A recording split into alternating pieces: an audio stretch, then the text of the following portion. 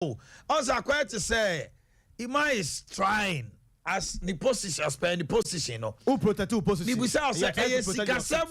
Finance Ministry. Now you both Rajon Kuma say yes, you Rajon Kuma. But for stock for Adena Munti Omoka. Almost suppliers is soon. A producer has opened a Rajon Kuma Maya. Now you must say, but for stock for the. Bibia beto omanim about sikasem na go so omo ye ho adwuma adwuma na mo ye no chese mo ko pesca finance ministry ne ne Rajon Kuma yes because my young so in the next few months because obia supply near for 8 months wakoje bosia the interest on the loan alone yes one share the principal and eba say ya problem about on say now do you know what a lot of the suppliers have stopped because they already get a kono wajai enti na say ojitu mu say ubetuma ko bi opoku are no mo ayi adia wahini no omu ni gare ubekọ ba bi no milk na ba ko so any ayi egwegwe mi a ode be here am and what accounted for this problem? It is because the suppliers are not being paid. So she sikar and awunim be 1 year or 2 years ago a price almost to ebia e mo so no say 5 kg and almost turn 50 Ghana and then ebia 5 kg na drew 70 Ghana still above stock tier 50 no yes. It is a minimum faba. Now, sir, delay now to me car.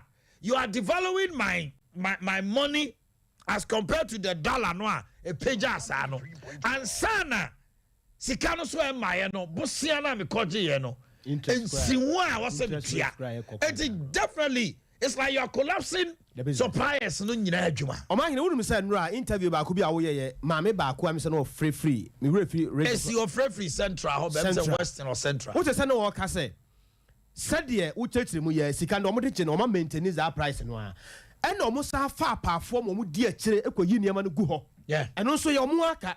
Yeah, transportation yes, your mo aka. Offloading your worker. What I say? But starting to me maskanko.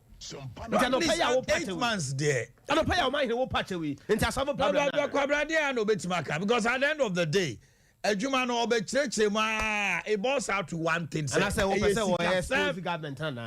No, but so be on man trying to protect his seat. Not that he's protecting his seat, but the bottom line, Okasa Obia Otie Bia be who say sikasem. But at least and you be also be who say sikasem. Because you don't we are about 30.8. What I don't say sikasem. Mami tia da do aso kakra. Yo, o man da na tiefo nyina se. Ya papa ya one ne kasa yi no kreni. Ai se me samade. Na me ni ade no bia me de be ma. Ba se me kasara. Sabi ono so obo na dwuma ho ban. Abayna mayati asese o man no say and we are not in normal times. That's true. Eniyama mu aye dinamaye o man nya nukura bia na ye ka o Abraham ne yere Sarah bom koduru akaka no kura nke ye kuma Abraham je Sarah firi ne nsam enti ha say no person je mo kan no kura nkyere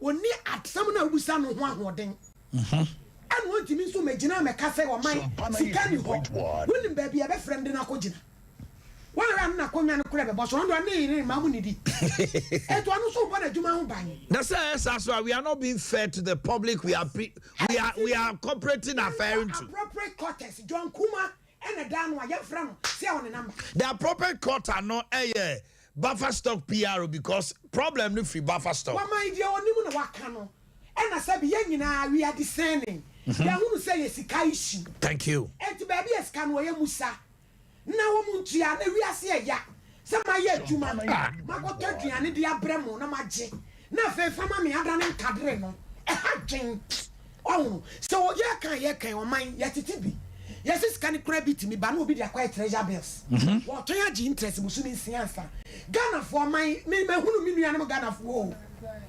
me hunu mi nuanom Ghana for ye nya ye be kom no obi agi sika ne te so senya no kura nso a ye twa papa bi ana no ne ka say billions of cedis yeah wa pop yes they are so premium ne enu ti ne ye ka say free SHS no eye emani pani bie na baabi ye yakono abrofo baabi a mfiri bai se nipa so niam na abra 193.1 review no mra na niam bi wo mu na se be ye afiri mu a ye nyi frame school fees abata mo amama mo maduane tetentre dia ye nyina si su akwa SSC se ma me no ma na hwe nyame ye ni edidi enti ebro sododo because akodu bempe so say ase aban no emia na nia say also chinchina china oh yeah it is the best option for us because and I don't need a cancer so free SHS buy kra enya ewo ye mabunu so tramo ani e kan ho asem ene niam suban bi ena ni bie enso so e de beba efi yo ungo SHS ni akwala a oba ye fie gu aboboa no by heart e dia honidie eba ene niam bi e wo say eba bi anya degree 55 for primary school one no buy one ko hu abegina fi otententi fufuo na abeka so wa office o kra chi wo mo fuo hu ade bi so akọ ya o da na unya grade 55 obi on the beginning ya na nye o also your early ya will be our smart learner obi also our slow learner minim che oba ade we ya ni aye call O level o call school fofra form 1 form 2 form 3 once a private school for no omo call preparatory school for no mu di first because that time yeah French no me ade na ya sa kire omo niam na bi but omo di sa 7 by no you do form 3 near call form 4 no ma take you over John boy me say omo course I to no onya do form 3 form 4 e was secondary school no ma take you over most omo na yeah science no me ade omo na be medical doctors but omo call preparatory school international school dada mafo no first year second year third year bo so mu di animu ye do form 4 hon man na penny phone go baba school no man nyini dada eno ma ye kan aduane no so ye wia dodo emu wa bi be last year mante a ye hu say headmaster bi ya kwa ye wia ye chi wo mo Ghana baby ye ne nam no hold on ye nye Mamene chief superintendent Dubuahin MTT the commander enjo twin komo eno ane e ka overloading ho asem Chief Soup, memoachi o. Chief Soup, memoachi. 3.1 Yeah, afraid so. Ojina so. Chief Superintendent memoachi. Ejo sumilia. Now pom to say. Ya do ba dia se.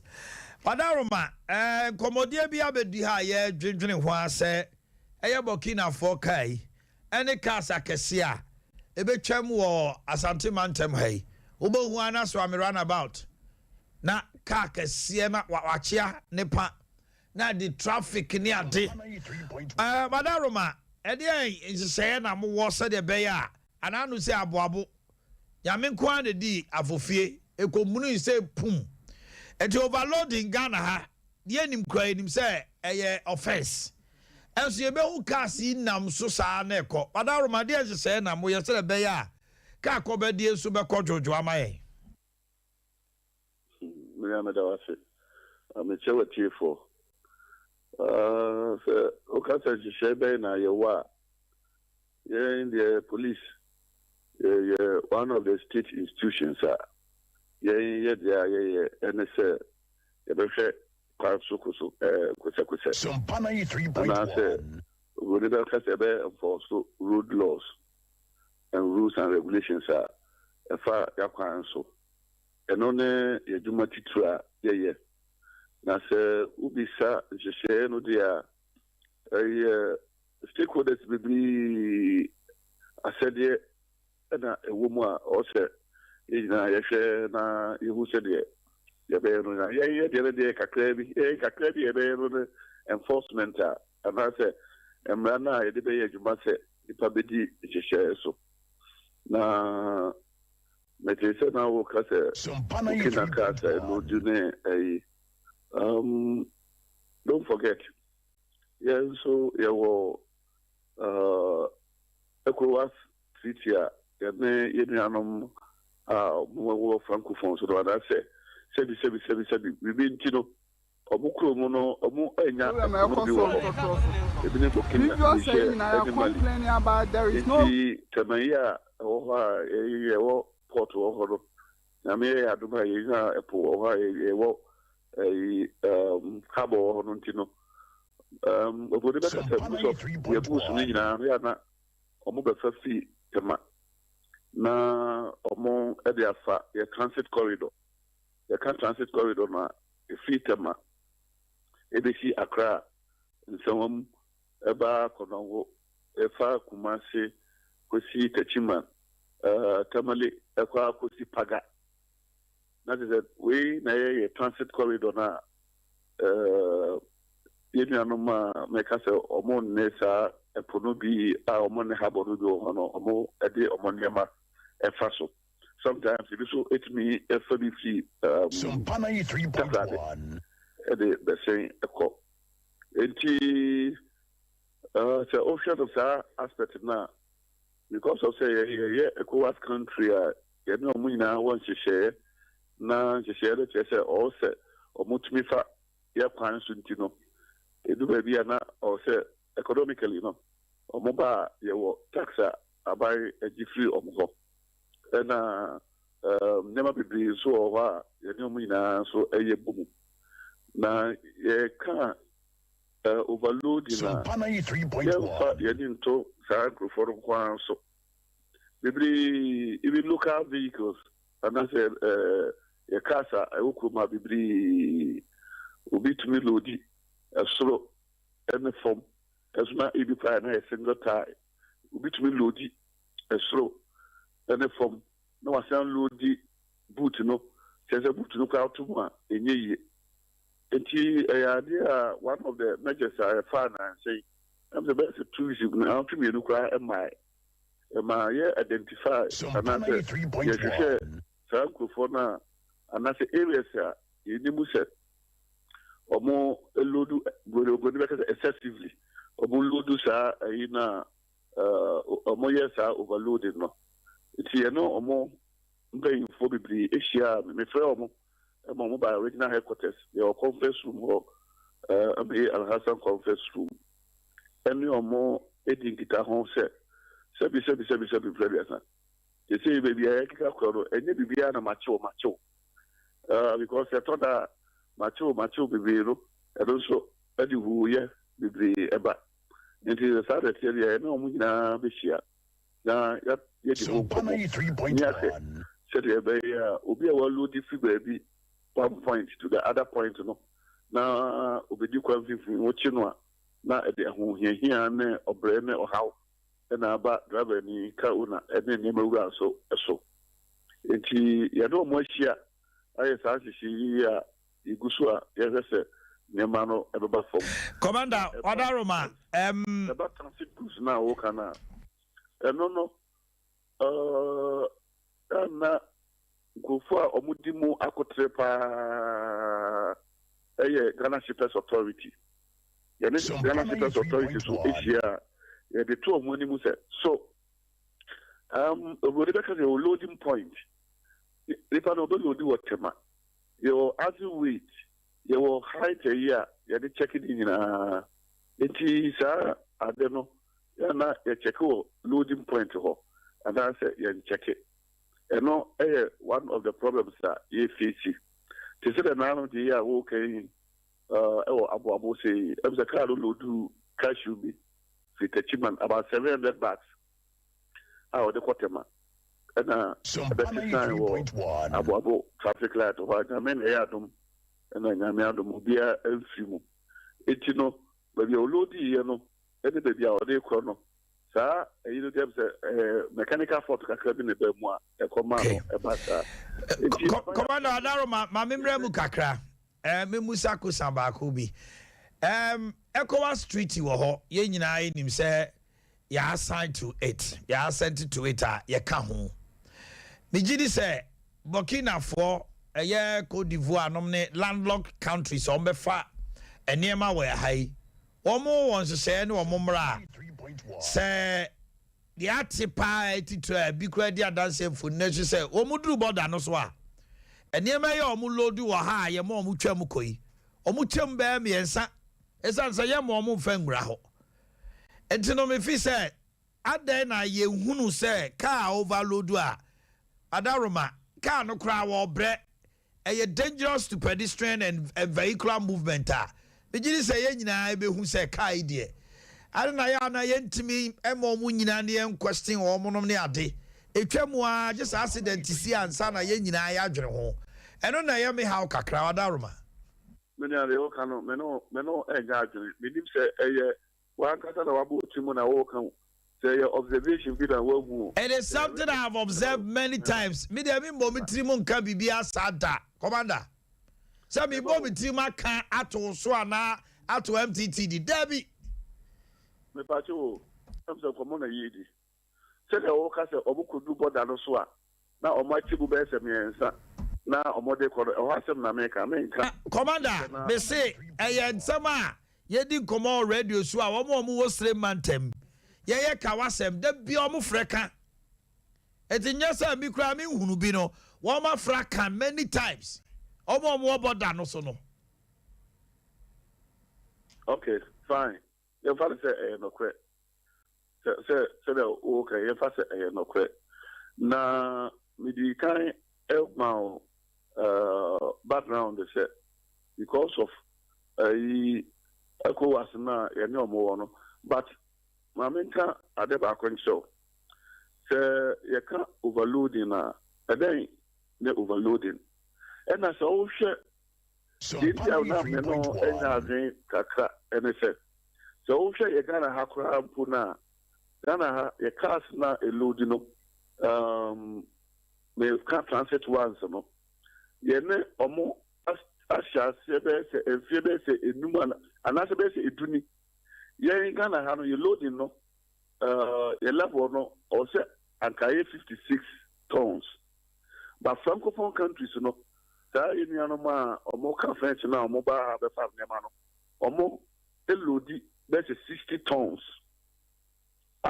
omo local law no e permit omo na yen local law no e permit 56 80 most of them no na yes omun lodi se de ye lodi na ede ntawantawa kakra aba we someone I think say ubetumi verify from Ghana Shippers Authority it from 5 to 6 years me there has been some kind of collaboration and as a arrangement you know mu ina betumi reach a certain point omono argument na omo ede ba say one some panai 3.1 omo be fa nema no na so omo de kwa na se ye ka se mfa limit na ye de mo no Ghanaian law no mfa mo a omo be boka vis-a-vis the ECOWAS agreement no there has been some kind of arrangement omo be focus be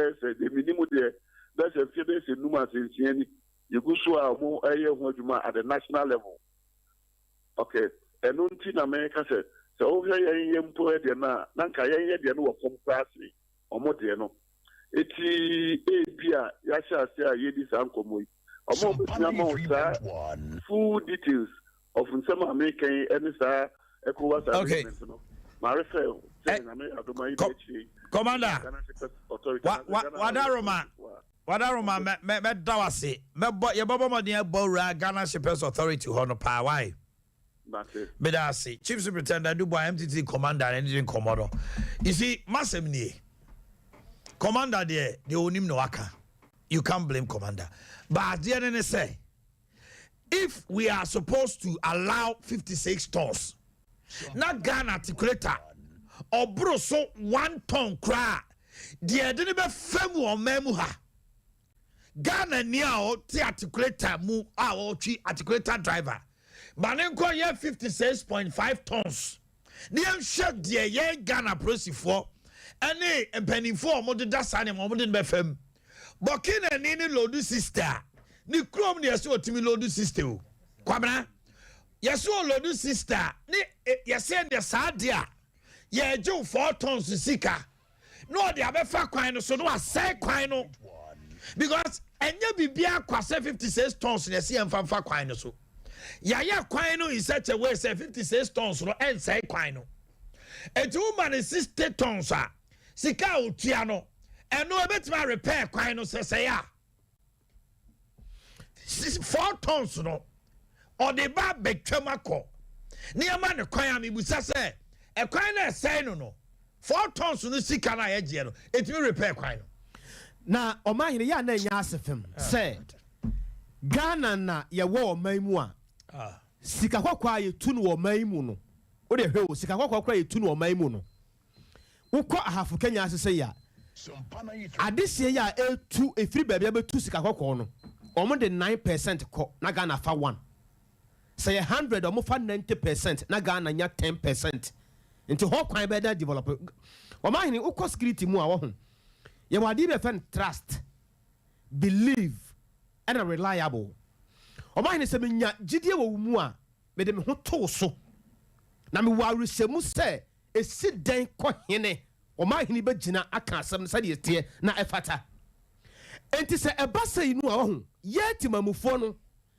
ye gidie ya ye nya de ma saa adwumakuo na ohwe saa de no so no ehihim anopai commander wakasa bat me no menya impress saa o omahene nkyerɛkyerɛmu a was starting the kasa ne nkyerɛkyerɛmu a wode ma ye no me no menya impress saa because asam no ayafre wa ye busa wo no ye nim ne ye ka na Ghana fo a eti anopai so nim ne omo so ahunu yeah they will attest to this fast say asam omahene busa commander no eye no korɛ na commander asam a wɔka no kora no enye ho na bi asam na fa ye nim de akwaso Ghana ha omahene ai adazoa every watachiman sa wukọ pai nua wa hafo kukuom asumura forest na wo ye wadwe sa wudi sisunwan kwa so tachima kwa so o ma hene wo badum ho wonu abusu anyina mo badum ho se mo ye samba pai nua e kwa ye be fa so atete wukọ pem sa wo baduru tachima nya o ma hene nya gro esu ko he kwan ko he firi sunwane ko tachima ko he kwan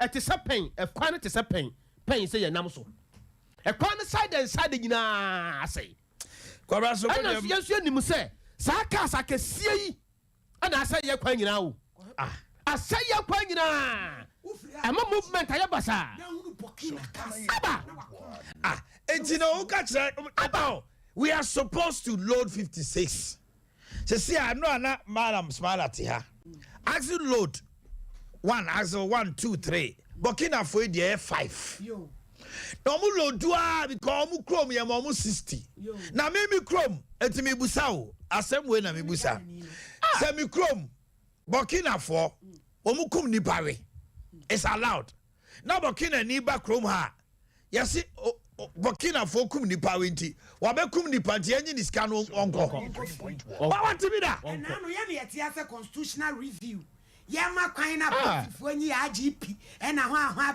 police council. My police were canceling. No, IGP. Haya.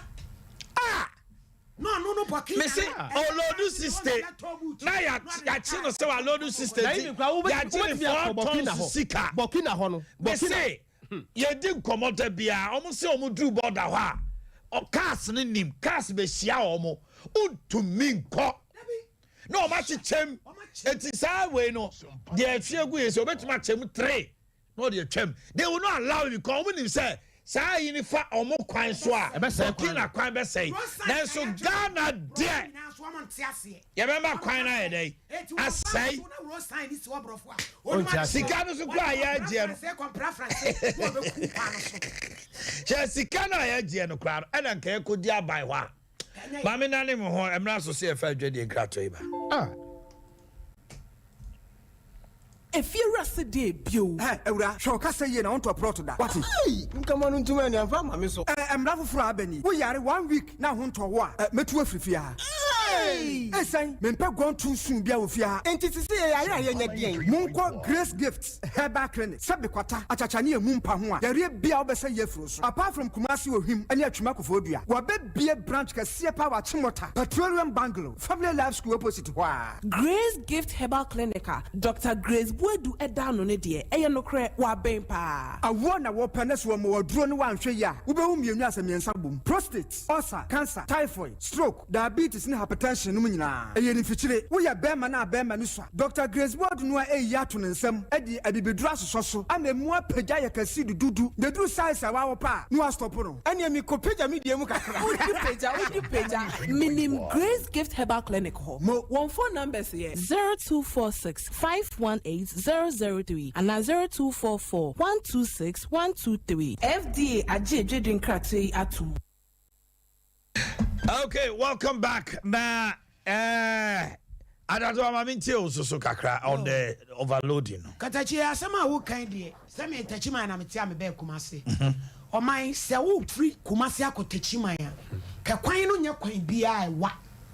Ba sa agigifo e bagigi wo kwan so wa. Che so hia wani podcast ni bisa na makoya mahye. Wo be kasa tikureta mienu ne yakaba mu. Ne ya hye ne emese kuntan. Ba sekre eniema ya chichiri bi boto. Wo busa ho se enti wa mudi twamu no. Aprosifo ni kwa no so. The proceeding was say yanko Ghana Shippers Council. Shippers Now what Authority. did you say? Me sisters, the brio techima, we did Jacko Lew, Burkina, a bit the Banku Semana Zuma blows, and your business all teaching my pa, or me Yakoton. Very good. Tiani Wasam, what do you mean fast? I didn't go grab Burkina. Cabe share woman, woman chim, a buami and Samuel, because almost fine. So you pian up, boy. You don't hear Yeti. Yet woman saquano, am I? Yes, so a quine sa. Yeah, quire. Anyone year. Nas. Why Quine two. Drive any of us, Sanyon. I walk back a crack on it on any mabedie. Ye be trying to bear one swam on the beat. Now we know one down the Amiana say, I'm on the brofonso. It is a one science on your trono. Brofone French there, and you to put crumpa francais or mine. What in the sound of a coon? Cause I did actually so on Marco. Nature says it will be an aswasi. What yeah. Ella cast no so crown and a journal sarcasy. And Kania pow so VIP for no near the Oma complain sir. Oma Mokota crowd in nomne. Oma Monam Tachima Pan. Now say no more yes. For a driver, Binano, no see I come from the friendly Billy Ocean. Or said as well. Accident Tessiana to be bringing a one be light in the goose so sad. It won't see a reader and one day a quan. I'm a day. So when I'm no, he would know the because I yes, light never saw you snow. Because the last time Mrs. How person it was not on one. Say on a almost to I know Mukusu, ya pa, but the children, but over the call because maybe how to say. Burkina for ejitum se omu krom utumi lodu 60 say no kra anentina omo de kono omu dru border omu chem so lodu 60 na Ghana yemra 56 me say yawo Ecowas Street nti be lodu 60 na lodu 60 no watom rent no yema ni nyingu ho tia eto na fatam no abesay ye kwan no okọ hwe enra ye ka wasem across the nation. Oh, be a quantiana Musa say, I'm buying no mobile, almost so my equino. A equino, may go for every region, every district, every constituency. Yeah, quine. Come Madam Pine. Yet the back of you are basso. As you ain't any cabo my yaban. Wow. Tia frame my papa and yes, Ramo. Oh, Cassami and Tanipa. Munya Botanam, the Munchre. Now, I say, and you may be saying one Ukrainian, and Moya. But in a Fatia, Moyan Tachima Masquasono. Eh, Papa, Michel Macotachman and because of Montino. What back what to Ramaku says, yeah. I don't found so. Send a car on bonjour.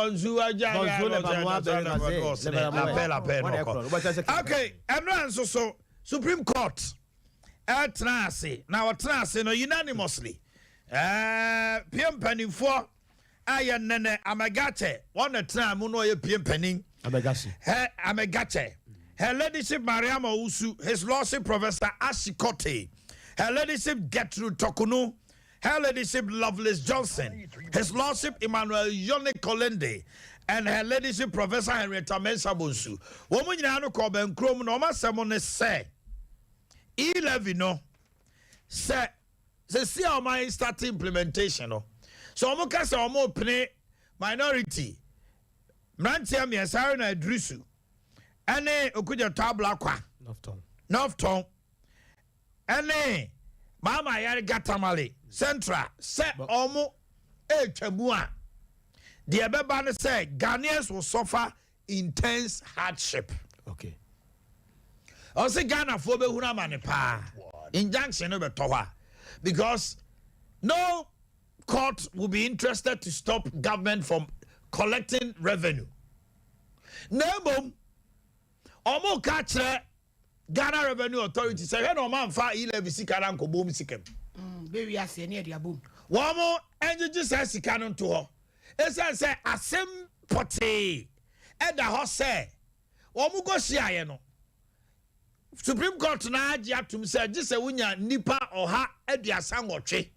Emra na omde ba ye say deputy majority deputy chief events speaker to to aba no. Say quorum no should be like 138.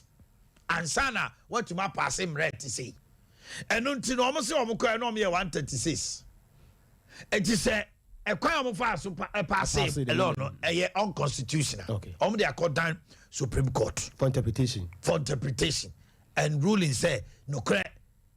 It's Supreme Court to say Ghana Revenue Authority scan money. Okay. Then we move for escrow account to be fanko to.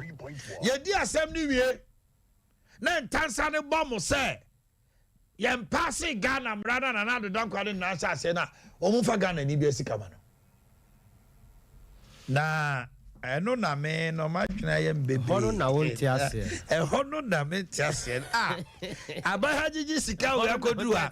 Because the statement from the Supreme Court it says that say ye kasi ye di injunction to ade no ma sha ase no so a chemiu Ghana for ebe sofa as abani nya sika bia also de mpuntu obi ni ade for now na eno e nu kra no se ma ntwamu a ma fa injunction ama ni buso constitutionally na mu betwamu se ya anya ne kwampa so na abani sika no ogege and that time so no ade awie do ko fa no he no asade aba na nsane se o moto obi kra ye gya no na ode akodura hizi asewe be a service no ya mji injunction wonya nu ba bia wagege ne 3 days yes enso ka wonya ba injunction no ka ebe ba be to ho sisi a e kire se sika ne no a kire kura na boa mon twen ye di wi a makoto aso na akoto aso o medi asemi be May ending na June abani sika botna waji ato ono so ani abre a ode ye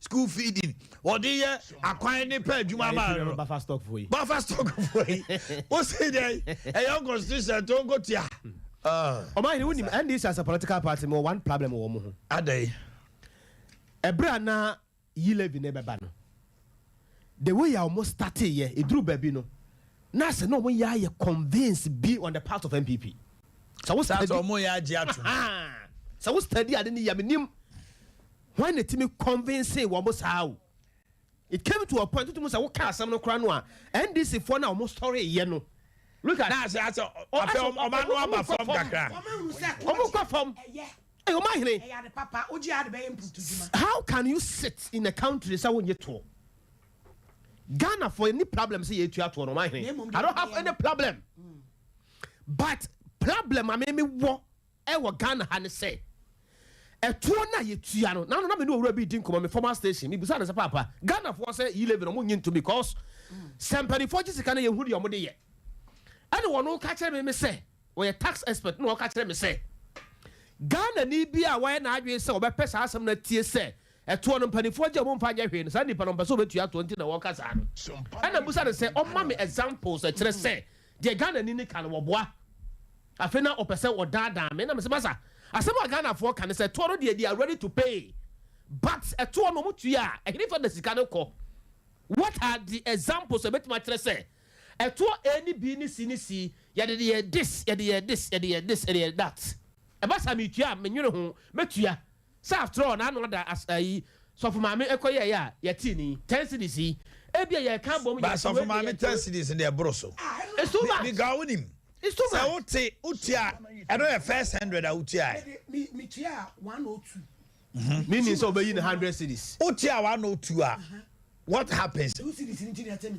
cedis the person can say utiaya o first 100 a free 82 cedis no I was here tiwa it shouldn't even get to 10 cedis and maybe at 10%. Now 2 cedis 10 cedis no my minimum sika o me phone so the person can say 10 cedis here tiwa no and you're totally wrong. ai to am be mama I was so free to 300 na me omu chire free on my reverse sika ma na na say yawo bo am agba na say bo am be sika o matini Debbie checking us as of mama ya to because on him I was said 2 cedis no 1.5 no so and yeah 100 no no me more 100 o bought to 300 but my main car wage then crofo on him and no can some be buy memo atwaso say uko the uko send this 100 Ghana sa first 100 Ghana now will send no yento okay so send another 100 Ghana you bet you full 1.5 plus 0.75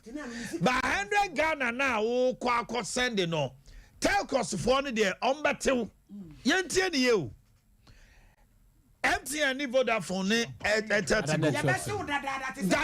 is how send 100 na yetel no 1 city to so no eno no betua na mbom 11 there o first 100 no no ni asem na mbom se uko anim na se ukotua there ukoti the friend no 150 it is a me send 150 na bre so for mama a the beba ne say 100 no monte on beti 50 na tell cost for no so at the 150 that's yes on the me chon to obi on ma say me send 100 yantime na so me cost send 70 Ghana yatime sa mama kwa homa no so na me ne lawyer Abraham Amaliba head legal team NDC yera Amaliba me mo ache mo akwa baba Sompa TV ne Sompa radio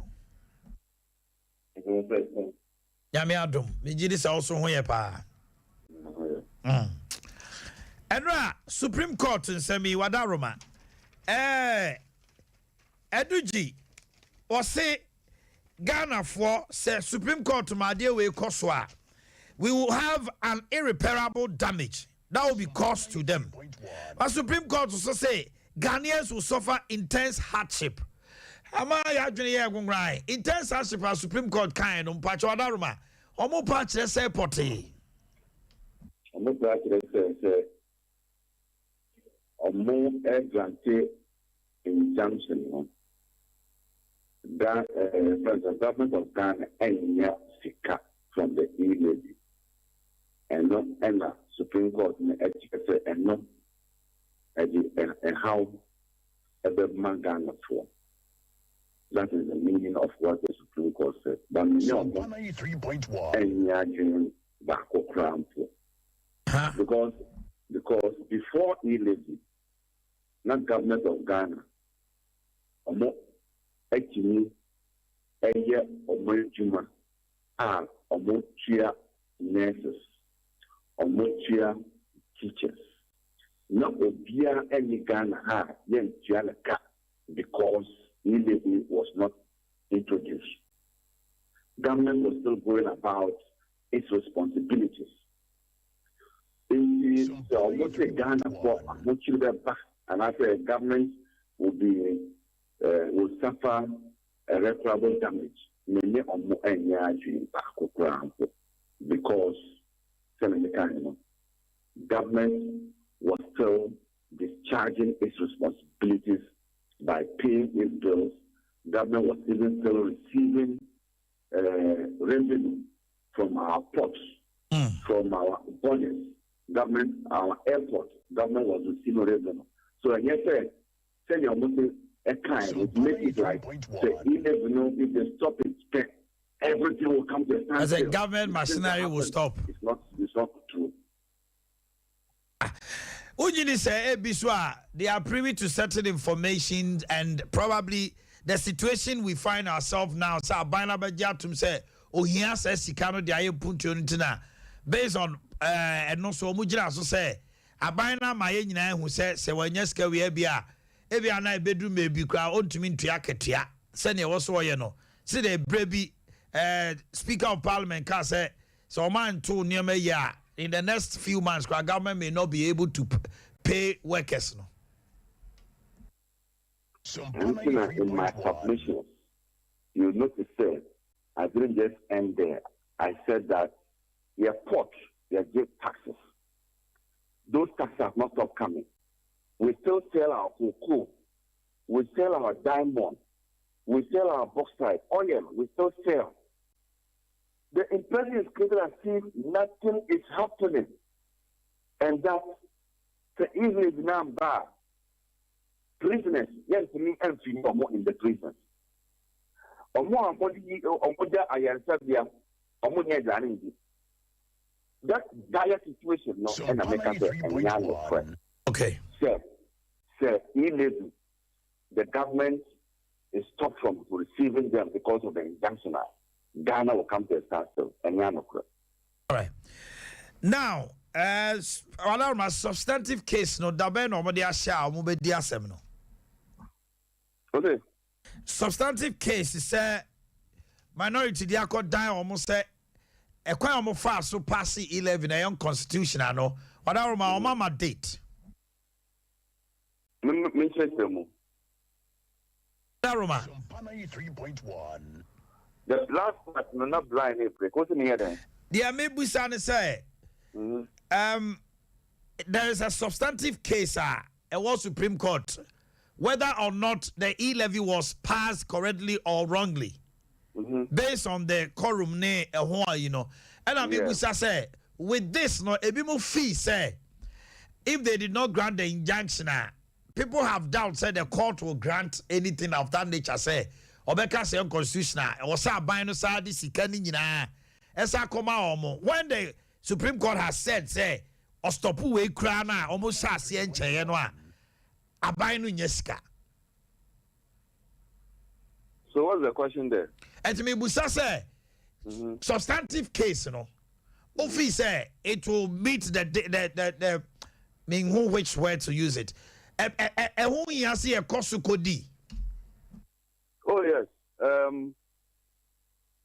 Near minority at the court is alleging say there's a breach of the constitution. And that's right. Where I'll bring I think north inside. Or more alleged says there's a breach of the Article 104. When you say Article 104 talks about quorum and the number of people, the MPs who can vote and those things. And minority says, or more approving 11 no. Or more numbers no answer. Okay. In accordance with Article 104. And that's where the consistency issue comes in now. In Asenov, Supreme Court can say, once there's an allegation of a breach of the Constitution, they will grant an injunction. Okay, pa. 3.1. So where is the consistency? There's also this one, an alleged breach of the Constitution. Why is it not in this one they didn't grant an injunction? So these are some of the things that they are watching and making comments about. So this is what I can say. All right. Robert Maliba Medasi. Lawyer Maliba Odi to Jarinina. The amount they are saying of the Enebeshe Mone say there was a breach of constitution. And untino Eya Abrantia or they are saying of MP court no say court a ruling ewo asin high court to say Papa no want to mean a day and could holding a as member of parliament. And so no that's so called and no court no and Senate say Sam Rana court no say you know a jinamu say on to me nyina ho and a Supreme Court epineso ways to so almost or say almost the asma be done said there's a breach of the constitution. So I didn't know where the Supreme Court anyantum and not any bone of contention. Na Amailba was head of legal team on the part of NDC. Ne kasa na shasien or can say me manage hopa. The Okan yen say before the implementation of 11 a Kwame na MPP as a political party for Somojiska. MPP government. Yes. Kwame no for Somojiska. And Chechemu be no mo de ma Ghana for. And a dear and some no mo catch Ghana for some bar or me fasa kwa no so no Majiska e dey abo mine ho bra. Was E-levy part of the game? Was it part of the game? A question Ghana for Bisa. And why always E-levy? Meaning said you will be who are there no. Bibia E-levy say oh, my name. Baby, I can't then go to see it be by ye level. I don't free in high school to ye level. Meaning, what's an one. Yeah, don't you also think, say, Bia, Aban also has been frank with us, say, Atokroto. Baby, I drone. 93.1. If we are seeing our hotel, yes, so you're who say, who say, you're okay, and yet. Nana father say, meaning sa hotel. Now, me here, Sika way, now me dear to my way. I'm going to say, Quabana, yeah, Jumain. Now could do maybe now, Casse, oh, some mammy way, Mayor Jumano. Near see, oh, I said Jumana and Dada. And you know, Yan farmer was all ye. Quabana so say, oh, baby, I'm a codomin, somebody way coming one. A Jumano who's so. Some your manager, then or some year. Mamma from I want to me, Anya. No, my headache. My castle, huh? I Jumana so I want to me, Anya. And to would to me crab a country, let me say. Malfa, Modemamino. Yet the Acadia or say the mouth. Some people were saying, say, now can you say this crack calm Coco Santo Cano? No, send Comumo Passy. And no more even a better campaign message because Sicano Mobaji Geno. The next 2 years, a Dagana for him. No, you better dear strong Kona NDC MP bit my almost of his say, what the Mayania, you better see how them so my revised Sicano. They have revised the money from 6.4 billion to 4.6 because of Mansa and Toko train the diarrhea. I buy 6.4 billion now, also anymore. It's here 4.6. It's already 2 billion cedis of E-levy sika almost any so on Benyano. O my name, Monsamiano, Medica Casasimo you. Before I overquah Manosako interview, Medica Casasimo you. Meno Medica. Say, Stan one year won't crunk Mukura, so mine is a what may quell foom, nay flare for Muba, near Catam say, you drew swam run about your best year. Nay, drew now my Chamua, but I want to mean what you be move. Maybe the mean no my catcher NDC as a political party say. Mistake our my year and say a bra or more call parliament na ye levy one seminal or mutimi mark prima NPP as a political party etimi wini omo. I didn't know my jar to marry ya frase ya a year to ma. A waste of time. A waste of time. That is where you want to go. Some will be beer a proper structures and what to put in place. Proper campaign message and what's put in place. No matter how I'm a ball ya boy. I feel like I'm every so many in your vanity. I'm telling you. I have a call to that one, Bobo.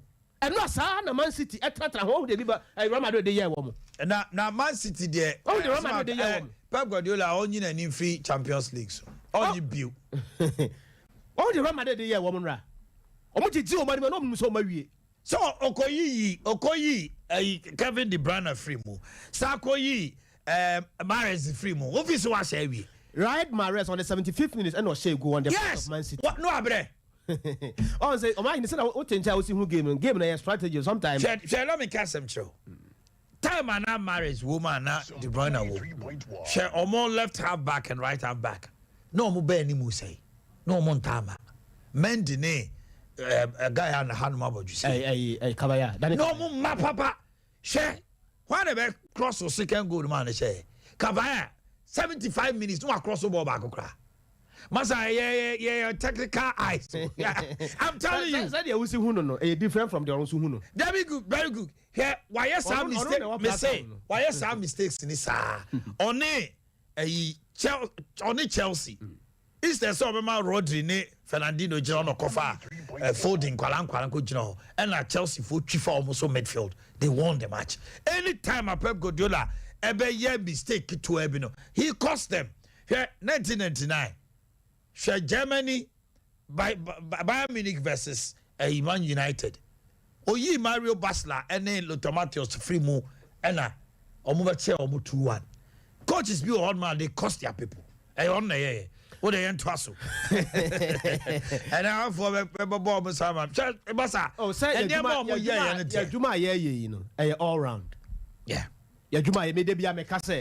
To for you NDC should forget about this. They should forget. Now planning. They should come back. They should sit down. They be a drawing board near course of the so they should go there. Drawing board, they be we go back to the drawing board. They should forget about planning. I won't planning to send near my year.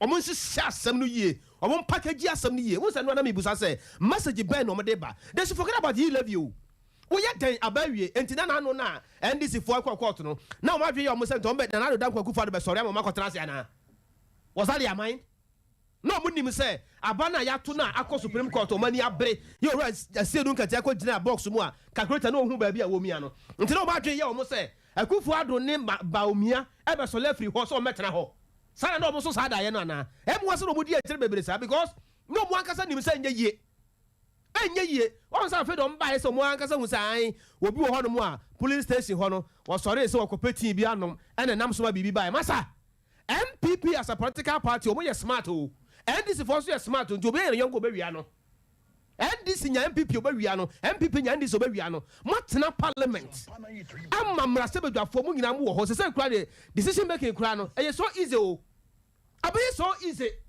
because ye pe ye nyina ho ode ye pe enti dia pa na motena ho MPP timi biti mu sa what was the problem what was the reason behind Domawia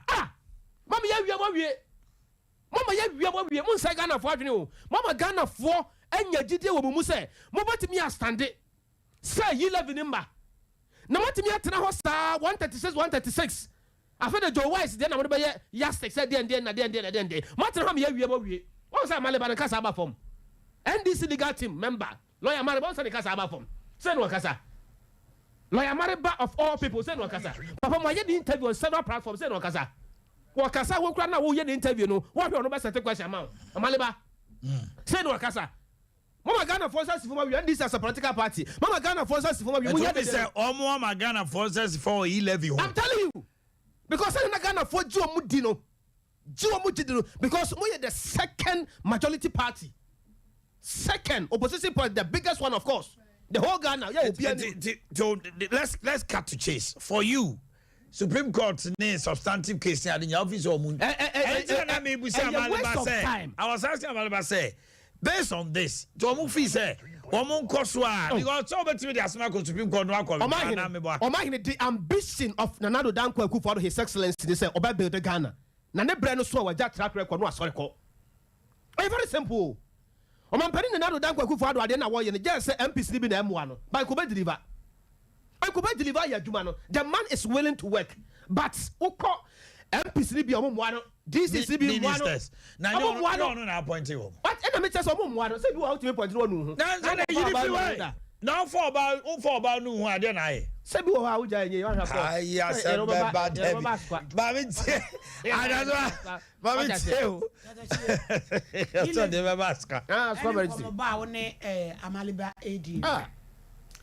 We are so bien wa tua to our sre. Obi atua to our su. But the bottom line is say a DNA this can obey. Said an aquapne can or my Ghana, a home in Anaho. Na me dear, me say, Yama more benefit of the doubt. In as much as say yet, yes, when I may send you 1 or 2 no, yatime 10. Because I am a yana me boa. Any of me was saying, my turn to bro, I am a yapa. Now so, yes, said you won't be GM, one more fine. But me has some kakra, a one to train my son.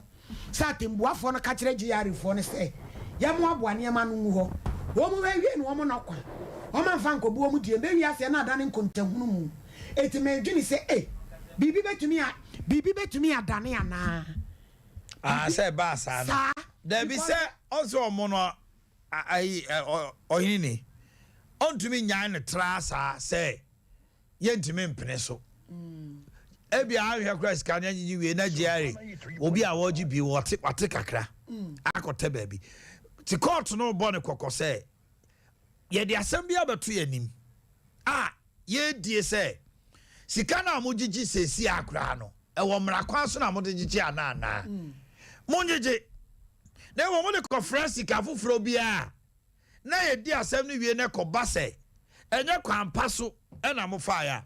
Now, dear Bakoswa, says Supreme Court, I cannot sit here and judge.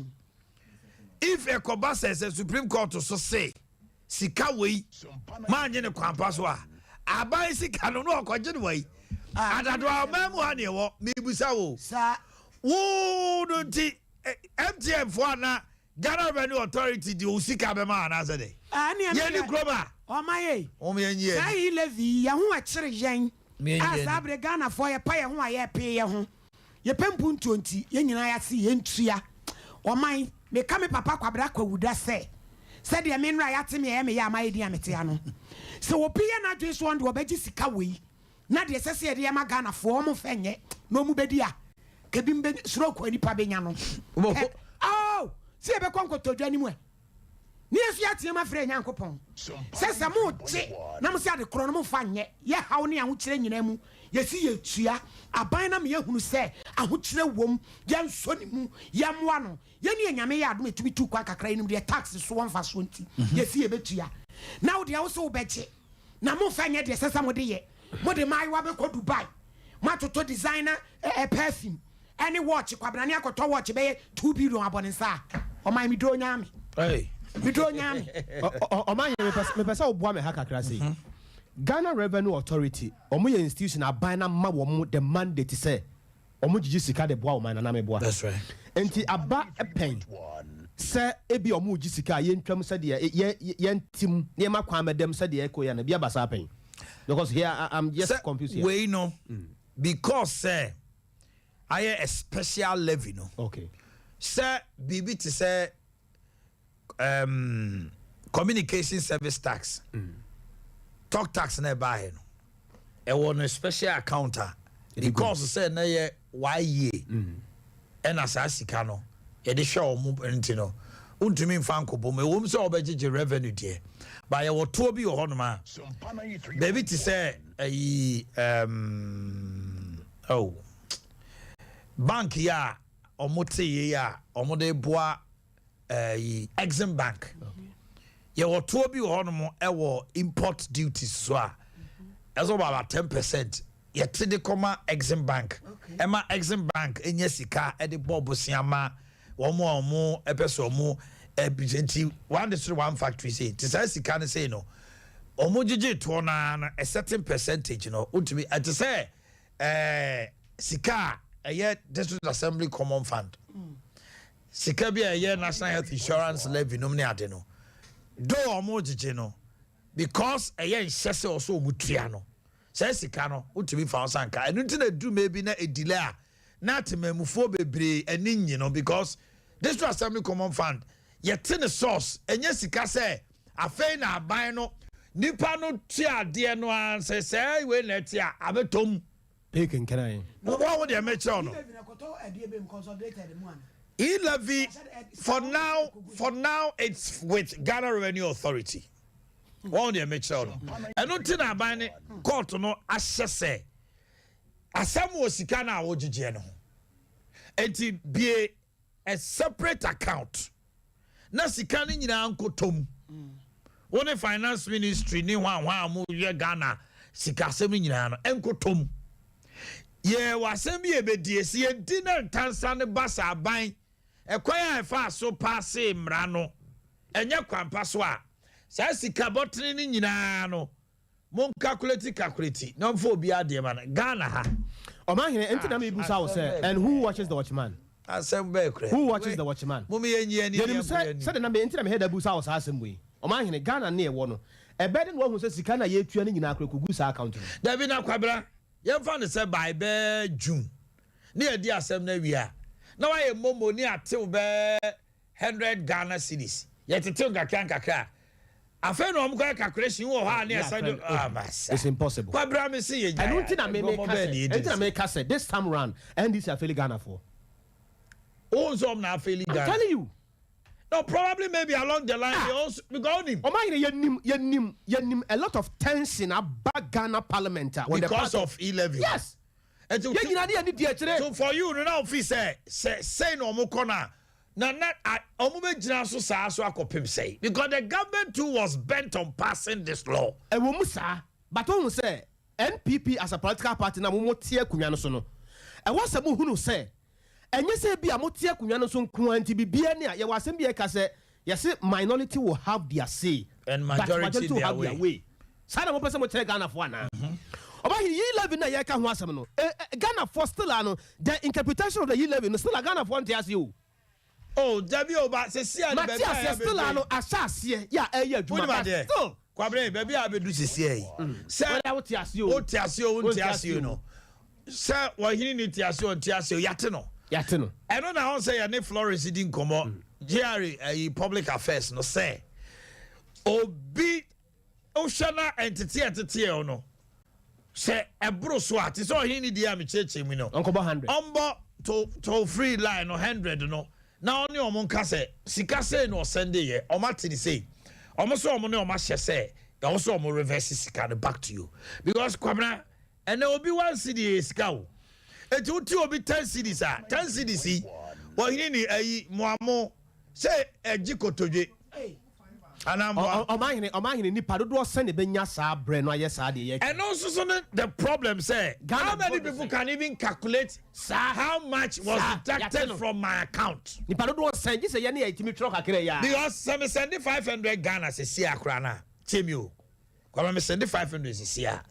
nipa dodo sample na se omunim se first 100 no yente eno ni aso sa no pe wo chire mu it will be on ma 500 no so person osisi wa obati 500 ni nyina at the level of 500 so meanwhile no me send the 500 no I'm not supposed to be charged on 500 but 400 yes eti yati me 500 na na ma did say we are ultimate can timi tro na I don't think na me ka say Ghana for no mo gide wa NDC mu say sa yi level we die na go so mutimi stop it na mpasse the moment enter me di kan ye example say o ma hin na NDC for ne John Dramani Mahama ani ma mi je e wo gidie se na do danko akufo ado e be tena se ahwehwe han se wo be sori se Mahama e be tena kunya no so Debbie, how possible would that be enya possible and that the best option pa never Ghana for be Juma didn't say na ni kwase parliament wo kwa asem no kwa no na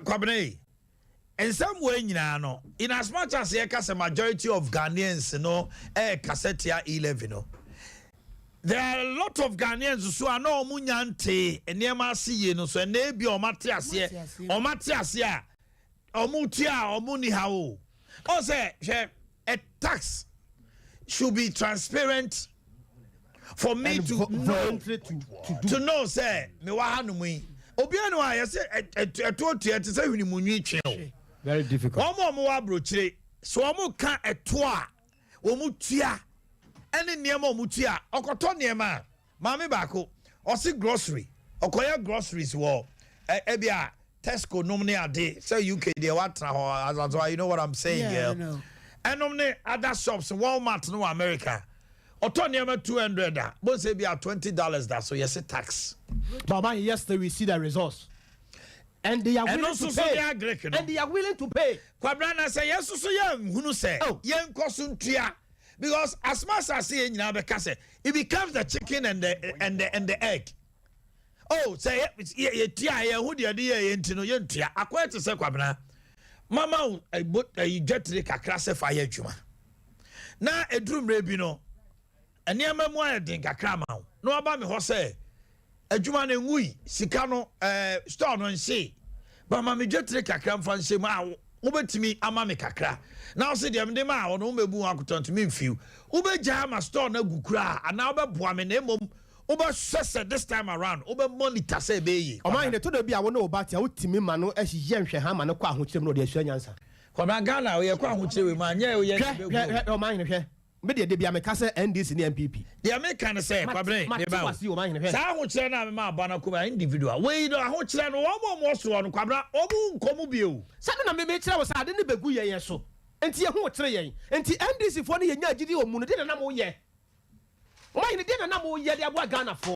NDC for na ye nya gidie wo mumu se e kwasroba from what me agira wo me say be saa yi level hu nsam yo hu me ko ye MC ma obi wo go so me gira MC na se no ano member of parliament bi ba ho e me busa na papa nti mo transfer ma yi level we abeku Ghana for wo sere wo ye NDC ni what do you say omukọ you have no idea so body am na me lawyer tua ye boa Deputy Attorney General to train komo.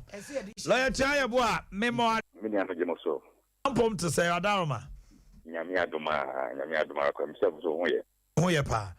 lawyer no Supreme Court nsɛm a wɔde bɛto gya yi wohu no sɛn ɔmo se Ghanafoɔ sɛ kɔba sɛ ɔmo de adeɛ no so a Ghanafoɔ yɛbɛsɔfa ebi mo se na aban so ɔgyegye ne toɔ dada enti intense hardship 11 nko a na mɛmɛ yɛnya intense hardship wadaroma wo kyerɛ mu sɛn so many amedase injunction sɛ baso bi the application a court the court no ɛfa injunction ɛnto bibi so a court no wɔ mmara mo hwehwɛ ana mmara ade dɛ mo hwehwɛ ansa mo kyerɛ sɛ ade afie mu baako na mmienu yɛde to so a ɛbɛyɛ yi injunction application lawyer for say a discretionary remedy ɛyɛ ade a nipa no judge no ɔde so no ɔhwɛ benkum ɔhwɛ nifa na ɔhwɛ sɛ he na how kɛseɛ bɛba sɛ ba sɛ ɔde to so no so amfa anto so a e-levy ɛyɛ mmara parliament yɛ a Ghanafoɔ yɛde ɔmo asi hɔ ɛna nti no ɛwɔ sɛ mmara no yɛ nyinaa yɛdi so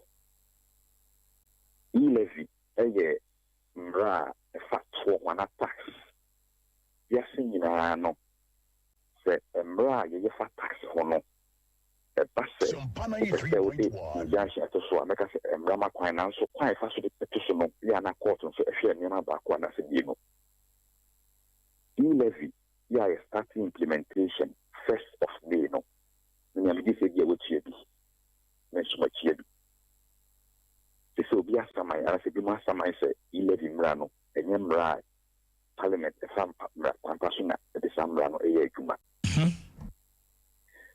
court no pronounce on that that's a substantive matter yɛ kan sɛ court no bɛkyerɛ no adwene ɛwɔ ho but the nipa no ɛka ne sɛ anaasɛ deɛ ɔmo ka ne sɛ after time I say court better not being on no a bayan camrano yen suspended to do what for injunction and to say 11 so they will be in theatron o argument ne say e ba say o man yen sa na say court no dia semi wie na say o mudi be ma sika obi atua no nipa otua sika no zemi atua no e saka sika na eyi ena aban yen so Attorney General's office here immediately in the court. The argument no mo ye no. Enya dia ewo mina so.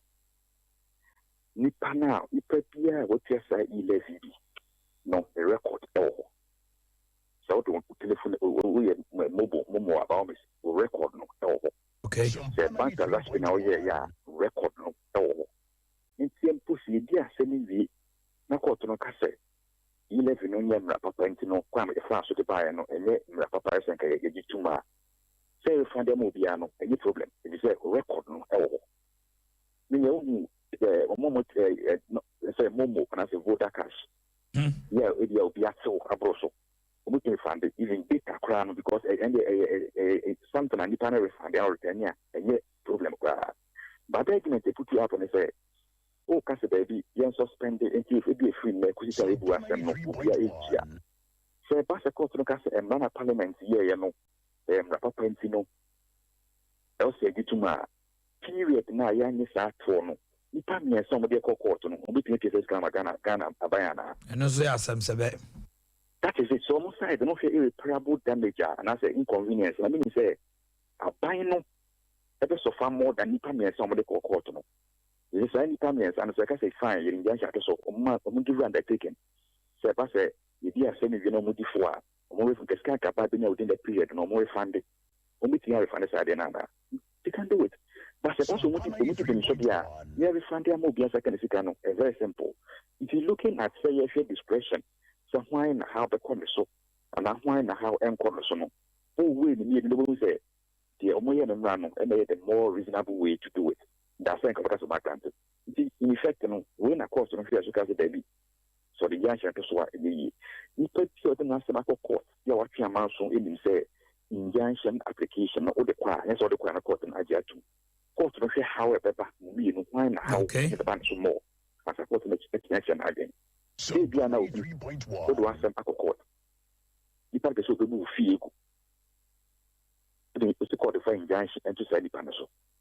What in Jansha, I would say, the Nippon court judge, upon who crying, no buffy no gua. Nasi dear some no none did ma, Nippo Yanokonika provoking a camame. Into judge, a man crying a man in Muffy no. But it's a judge, a what I made, a what I made and made in artist, what a bush for, this can be sit down to see.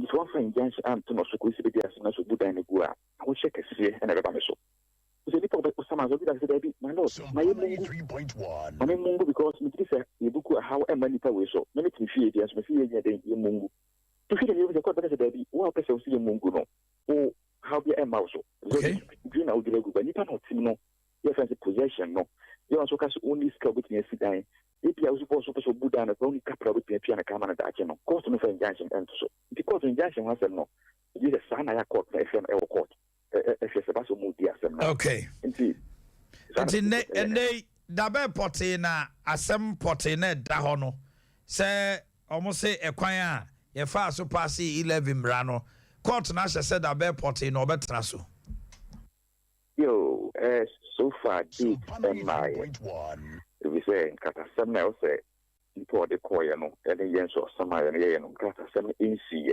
okay na the moment when kata sem it is about me some day ebe to so am ye di asem no no fa asem we ento aso ma telefon timi e no court judges no ebisa honorable Helen Dusu and the for my lawyer so mbisa one question say lawyer would you say yam fa injunction and to so na ye order say GRA4 and keep record of obia payment na you be asem we are can refund more would you say any we are say ane 3.1 we are say ane we go a post to say keep record say say omoye na that's a body omudi dem kwampa ye order GRA na if this can buy this can there is or admit here now we decide we to we are the court no e betimi the injunction at so na all right lawyer tia eboa ye da se osenra wo mo agitum se ye jeje eto no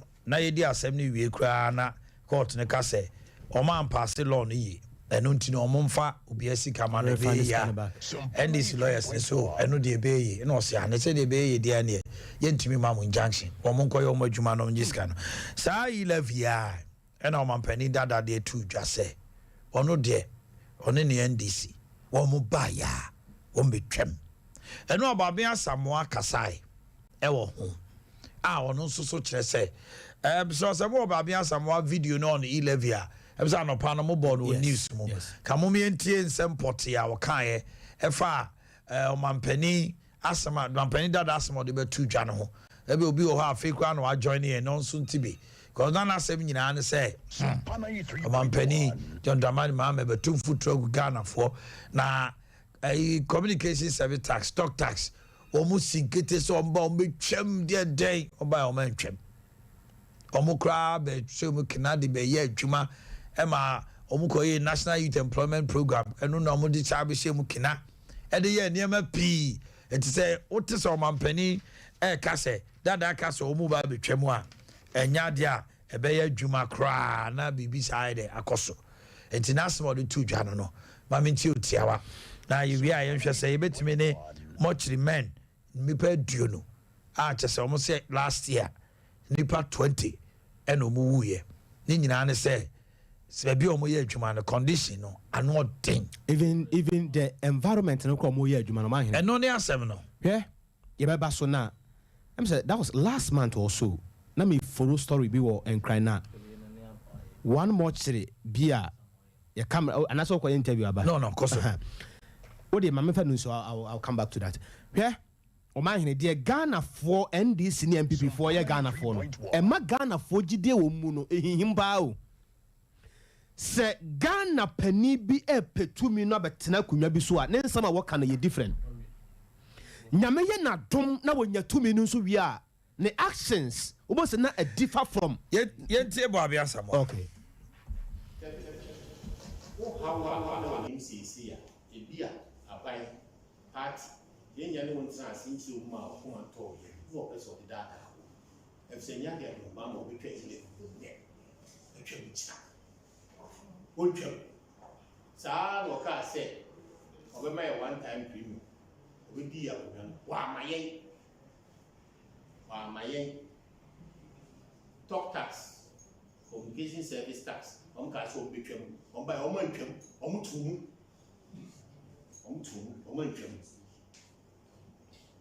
ka se Vodafone ya ton be sanji o boa o anye Inti, your mamma can't say more.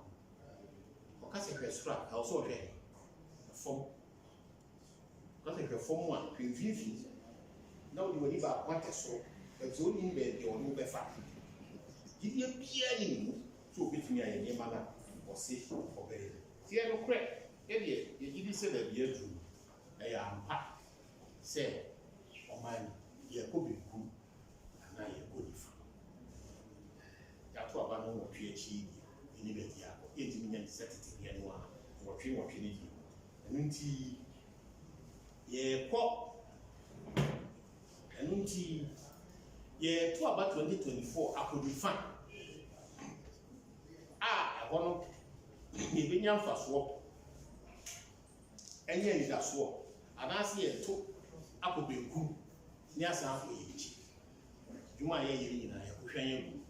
Na MPP dey say hwe mu a sisia I interfere gas butu a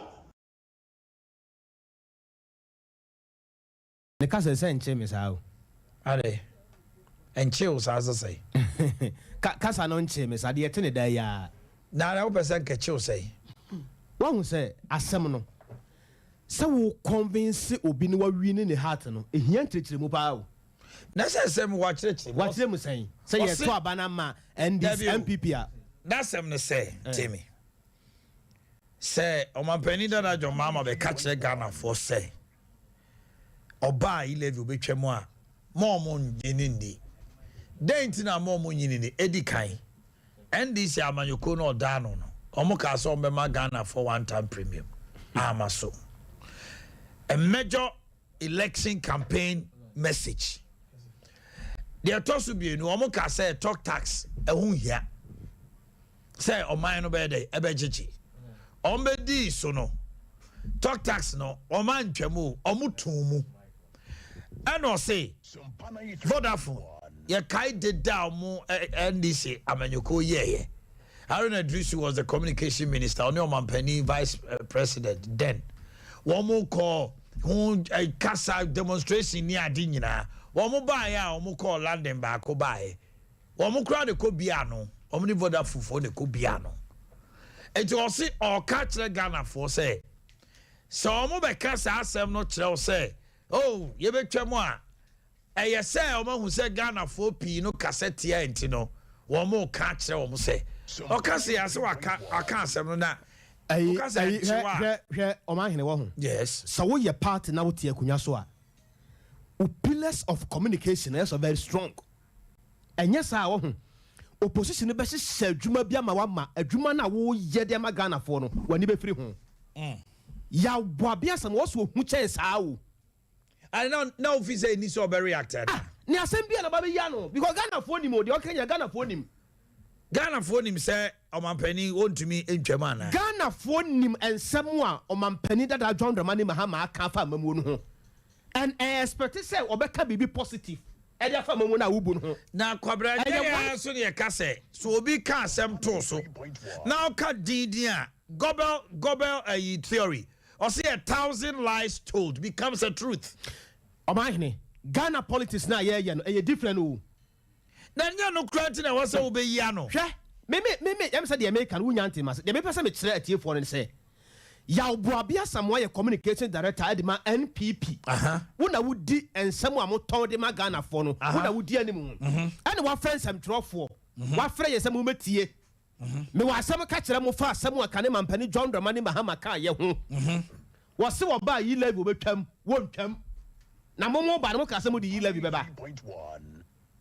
Momo ba no mo ka asɛm di yi level beba. Ghana for nyan kola biem o. Mo ba no mo ka asɛm di yi level beba Ghana for. Yi level no ba bia be duru ya mo say at all cost. Just a yi level and say yatimi anwene wo man no. Minim sika kura o mo pɛ.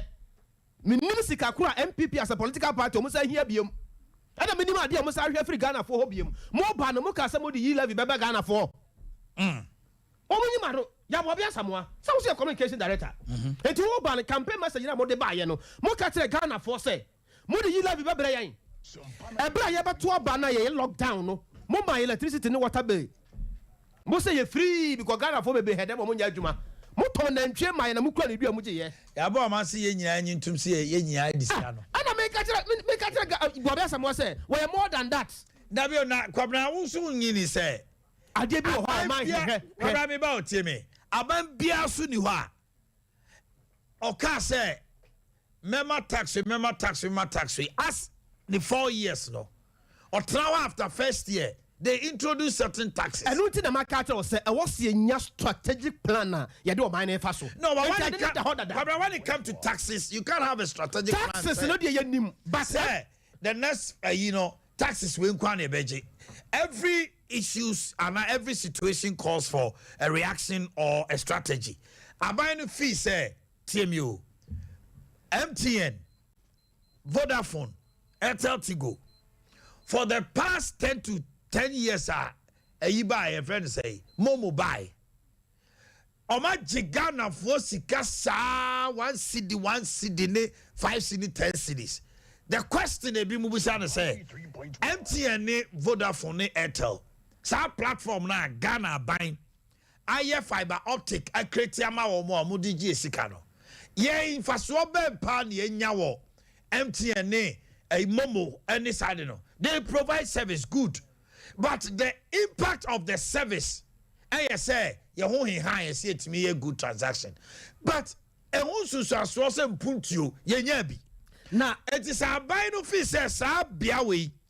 Nipa doma wa mine muno, pebre tiato. It's mammy fa kwenya we in job send the momo de denara. No, or Ghana, who knows soon tiato kakra. Maybe if said that is the brain behind, or the mind behind you. The government want to widen the tax net. They are tossing me nu. Abiding here sika kwabra. Yan yin tum sa abiding here sika. Yeah, see a prayer won't say. Yan train triani yin trawa. A bear kakra. Uka sa wukanya. MPP back or mine. Yo, what am I mean to the cabin? Ghana high one. Na me catch all say. Obi amazing. Wakɔgye adwuma no nyinaa ne workmanship ɛda so bi a 6,000 yɛde ama no ɔgye yɛ ano de ahɛ na taa so obi yɛ plastering wɔntua tax bi ɔgye 22,000 wɔgye yɛ ano de plastering na yɛ serious a yɛbɛtumi akyekyere ɔman saa kyakɔyɛ nipakuo kakraa bi a wɔn na yɛtumi te wɔn from source no ɛna yɛte aban ni sɛ no baabi a aduru no yɛba yankase a bɛgye yi levy ba baby a ye keka kro no ye ho kyere yen obi antia ye ne ensen ye pekwan ba ko a eye den a wo betom ne atew kakra na ye mfa moa asemu adwoma ma e ka se wo betwam nkofo ka se ya babia samu abegyire han nani a wo ka se wo boa no obi ahye bo a ye busu de enye dwoma ma nkwa na aye bo a wo bebusuo na de me gyina se dwoma ma boa ne se quantum sika wo mu no wo ba want to me nyai da wo go first kan we na ade abe o man no abai bro besia so mo na mo kasa say ya bo besia it means say mo ba no besia de mo bi ya mo biem entidi na mo de be chekere o man no this is ti anu na me gyina say wo boa wo twam na say obi say bo say be me one time premium and I cut off with that one obubu su de nye do mama mo kwa ndisi nkoa na MPP o man ka VAT wasem and VAT nye 17.5 nye MPP the better I don't know make us say more than that I feel what the MPP the better VAT but yes so yan tia say sika na o mo gini sesi ano de say ya ma ban na anye a e bedrum rebi no the government machinery will ground to a halt because they are accepting the fact say Sikano Oman Shaniye MPP by virtue of the fact so here 11 is telling Ghanaians to say COVID Sika enya any Sika bottle by no mismanagement. Yeah, Shaniye intino. My COVID Sika dia no betimi akwo. Meba dear me the person trying to say na sabre no 2020 21 yenya COVID Sika bi say Ghana nke betimi be 34 billion Ghana cedi. Asem ne say MPP for agi atum say so we ase agama so awon kire wo ewiase mo ma me nkasa awon kire wo wiase Ukraine war maka ba o me aba o say banking sector your friend say banking sector reforms 25 billion na also omo di etua so omo ntua se sika na ka 4.5 million deposit sika nko also omo mpani jo ma eko oja omo take or pay agreement PP PP big kind of say omo ye no private producers no omo eye nkane amaye no omo dey make sure omo ya anyina mo nkane amaye no omo ko sign contract ya take or pay e kire say nkane no ya produce umpe o ya nya produce no de e wo so tua eka e na sa aka no akoda almost 1.5 billion e wo sa aban ni tua ti aban ni so ke kan nyina bomu a aka wo de no e fana koyet say eye eniema ewo mu a na o ma anya edi nsusu aso bebre o ma no mo ye yate ase eno ntina ban ni se sa sika we masa ye gira me gwa ipa kwabranti benya me send you 5,000 na me send you 5,000 kwabra unim sika what na bet me they are taking almost about maybe I met you about 200 Ghana cedis or 300 Ghana cedis so me send you 5,000 this year. I'm paying almost about 200 Ghana cedis. I bet you free so. Why now was you see a person in 10 cedis kwayeje? Oh, but I took rodo. I was all mine tiase. Sasemo ye kana no pay nyina tentini ni titia nyina ne se. Ma hu so for ma me ya me pese me ware no. Men ka de meti ma ye ya so for ma me beti ma se aware me. Very simple. Mema bebre sia wo ba pen so ni dan. And what the quay? They make an obeti maso, what mutia or motiase. What kaya samua, Dr. Mahmoud Baumia can ye? On day. I saw okay. Well, on day. Me wrong, Sammy. Said my taxi momo. Okay, some kind. Yes, okay, say. Was see my taxi momo na here $4 the chiamo. Kwabre,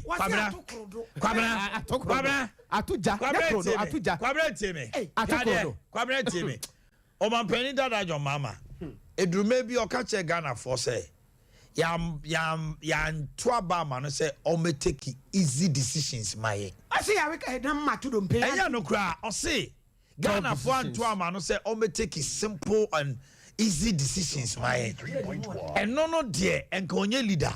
He is supposed to take certain decisions in as much as it is difficult no. Or who say dachi. Sure. Ameri, car power. Oman penny dada your mama. Ye Ghana for ye no papa. But I never buy Ameri ni car power. Enya na man Ghanaian sujinaso. But na NPP first we catch yourself without Ameri or whatever no. And they sikana na muni amuntimi top petrol engum. But he told us. He told Ghanaians say muntieme. Se say ye pesi etua e dey. Ye nya electricity say jinaso I was say etua e boy more thing. Ghana for nya sika enya a perpetua and so can ya ni nyina so etino there are certain moments o ye can do for ho and some ba e was so featuring na man Ghana for who the reality menyi ni say nanado be gina ho ka kire Ghana for say ai amani mu say danye den sa e bia nka this time ko ni Jubilee House kra he's accepted the fact say enema mo ayeden na momo amenam sika we menye na me fanya mpuntuo wasaso aka kire Ghana for say san sika we pote ono accord na ni be di akire why don't we give the president and his team a benefit of because say po he levy eno ayedai what ya na jadentina as a leader piano why do you say you are taking your people to where they don't want to go but they ought to go yes me the woman baby woman pay be say me the woman because that's a bebo exactly. And the benefit of that, I say, Kwabena, Kawama Tazing, it may draw to be Jubilee House. I know the Me Adams ran. I was just out of talk what you who starts some up. Now, Robin Adams on what the petrol wouldn't watch to my head. ABC. That's it. See what to find that. Wouldn't want to own fast war. Yea, dear, yet you am funny, but a fate ye. Yes, here the Bayer. Yet you need your mamma pet. I go move here 2 years. Your mom 1 year pay. Me you triani yes. Because so me why after about 1 year or 2 years. Abino, we judge them by their words. I agree with you perfectly. But maybe a minor could do this. Go to America now. UK 40 years ago. After inflation, I be 40 years ago. 5,000, 75 Ghana cedis. 75 Ghana cedis. Okay, that's 100, 1.5. Okay, my name is Richard Kofi Jordan, Richard Kofi Jordan, General Secretary, Mortuary Workers Association of Ghana. I'm watching. Kofi is for Ghana, Richard is for British, and Jordan is for Israel. So. Kofi Akwaba. What's it? Kofi is for Ghana, Jordan is for Israel, and Richard is for the Britain. And you're free 3 countries. Who easy? So I am for the world. Kofi is for the world. Okay. Kofi now. Yes, for last year, 20 of your members died. Are they? There are more than 20 as we speak. Okay. What was the cause of death? There's no, you can't, you see, it's difficult to tell cause of death, but in our own investigations. Go through the Yankachi wine. I'm sorry, bro. What was the cause of death? In the music, okay, go through the Yankachi wine. And the American phobia with us, Miss Rewa. The American is the year as an association, Yankasa year evidence announce research announce investigation aye. This is so in 51 aye ni trese. Yaren kiti infections. Any dona ye using formaldehyde and not formalin no. Enu ne nkoye. The everybody me trying say Yankasa as an association body. A body, recognize body more. No, most materials, yeah, and Cassia, if you may, I know to say. A yarin kitia, a free bodies now, a handling environmental, sanitary environment, no. Any a dry is there from formal, no one equine. A drono, M1 Padiano, there at the same. A drono, a toxic, a dry, a timid warm, I would like to say more. Eden a friendly. And the handling of it, no, yana munya gloves, papa, na mo dia handle ana. No matter your, who produce all the Ebola. Once you can breathe the gas, you breathe in. Okay. But link to me protect 2 years. It reduces the effect. Amuni protective shield and our protective and near manu. If an Albania be war. They are not buying it. Look, we have a serious issue with Chrome Ha. Why more multimedia that's to say. Yakasa degree. Now I will not take it away from some facilities. There are some few facilities for Chrome Ha. They are doing marvelous work.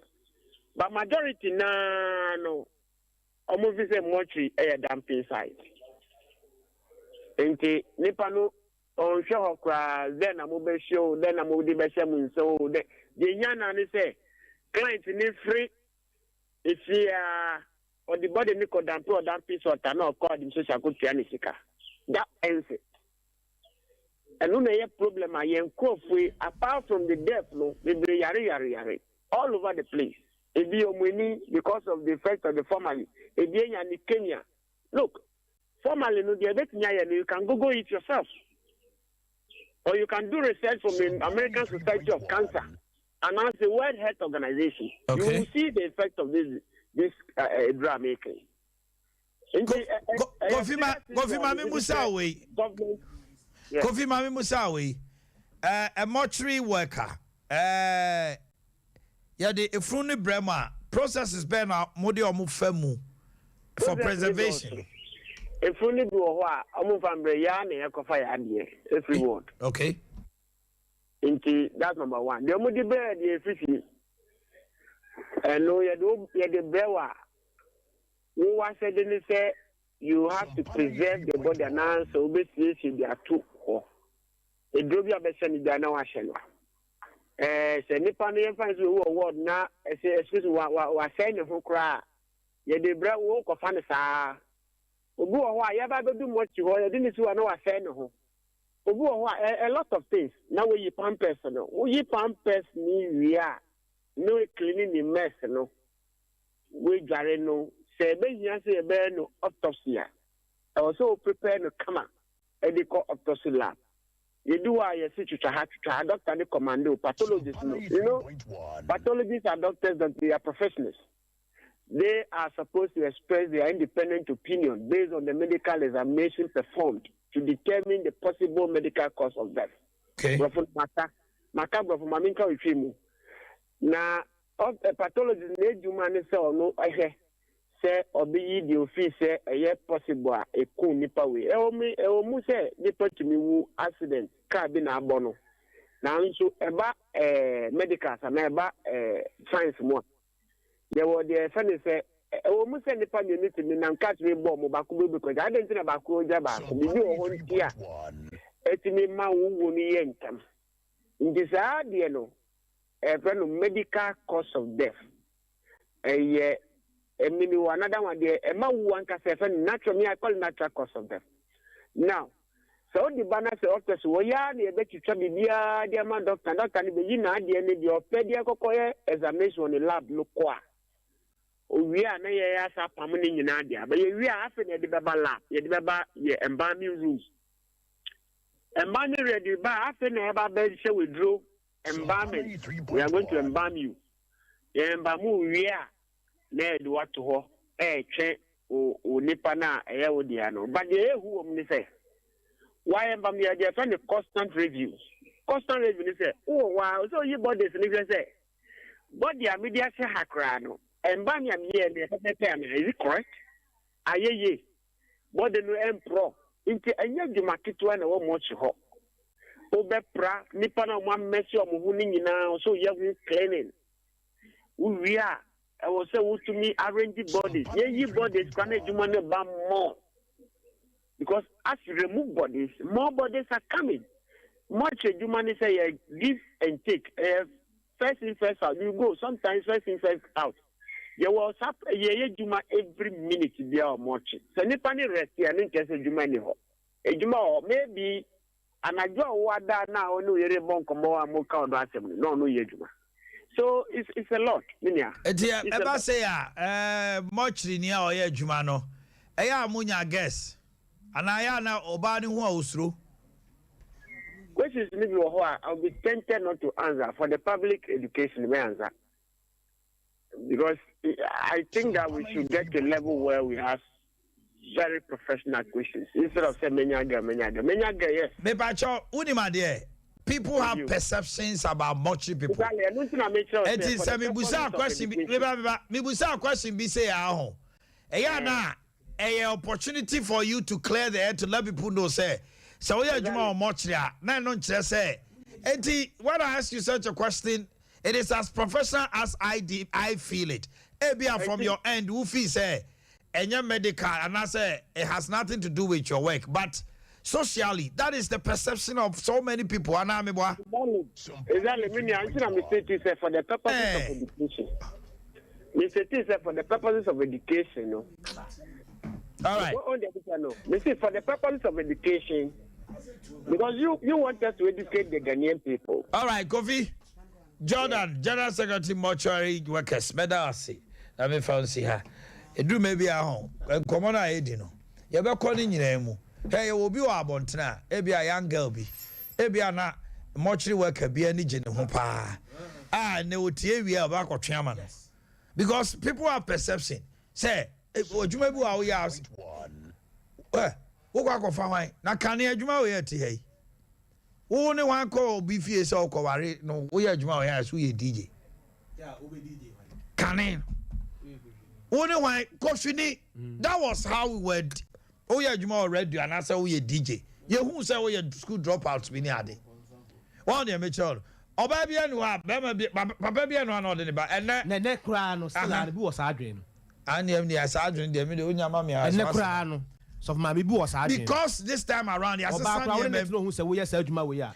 men baby no obia ko school ye wa lawyer for more ye wo obi oye banker obi oye strategic manager ni ade a oye radio o my much me ya we ni interview ade say anopede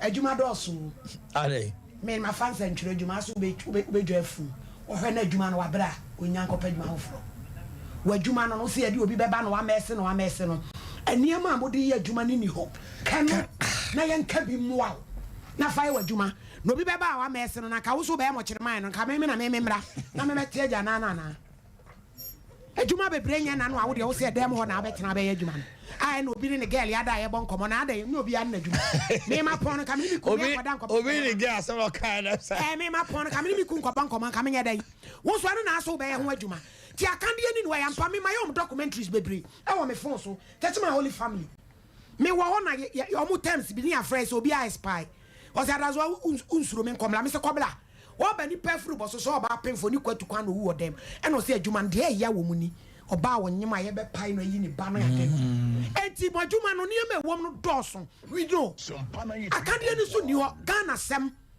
family enya adekito mi liquid soap ni ade na ye digum na etimi a preserve no na no ose odi agrobe wo eti briamoa na ugina hototo ayampia na de be grass esi we na ugina ho kere wo report to power de be Facebook kwa no arabu ma kwa ba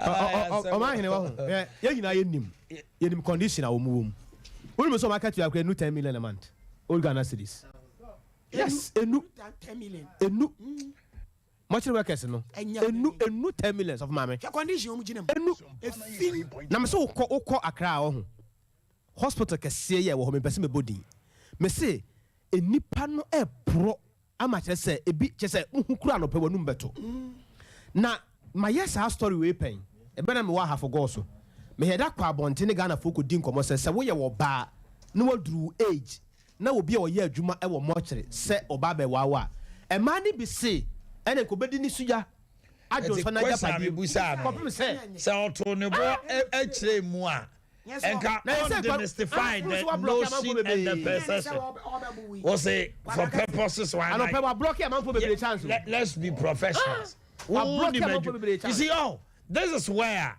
me ti hanomo me busa kosa me fi se sa kosa no ebe boa wo pa public because there's a perception yes wrong perception you be a fool in the see say ye musa ma no say ni na hwe nsem a wo mu beka on say naturally before the fool I give you this opportunity to express yourself we are general secretary tell them say ye adwuma no say ni tie na say me oba ana me we oba na me no hia me ba fie hu bia nimti human beings just as you are so beautiful I say there for purposes of one the bro for some so pa on say go no you want the technical aspect and you want the social aspect.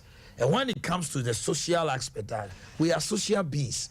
And you may be one my one to bona one tiasi ya. And it's so bo busa kusa. No officer Jamal attack, you know. But Tony book no chemu ya.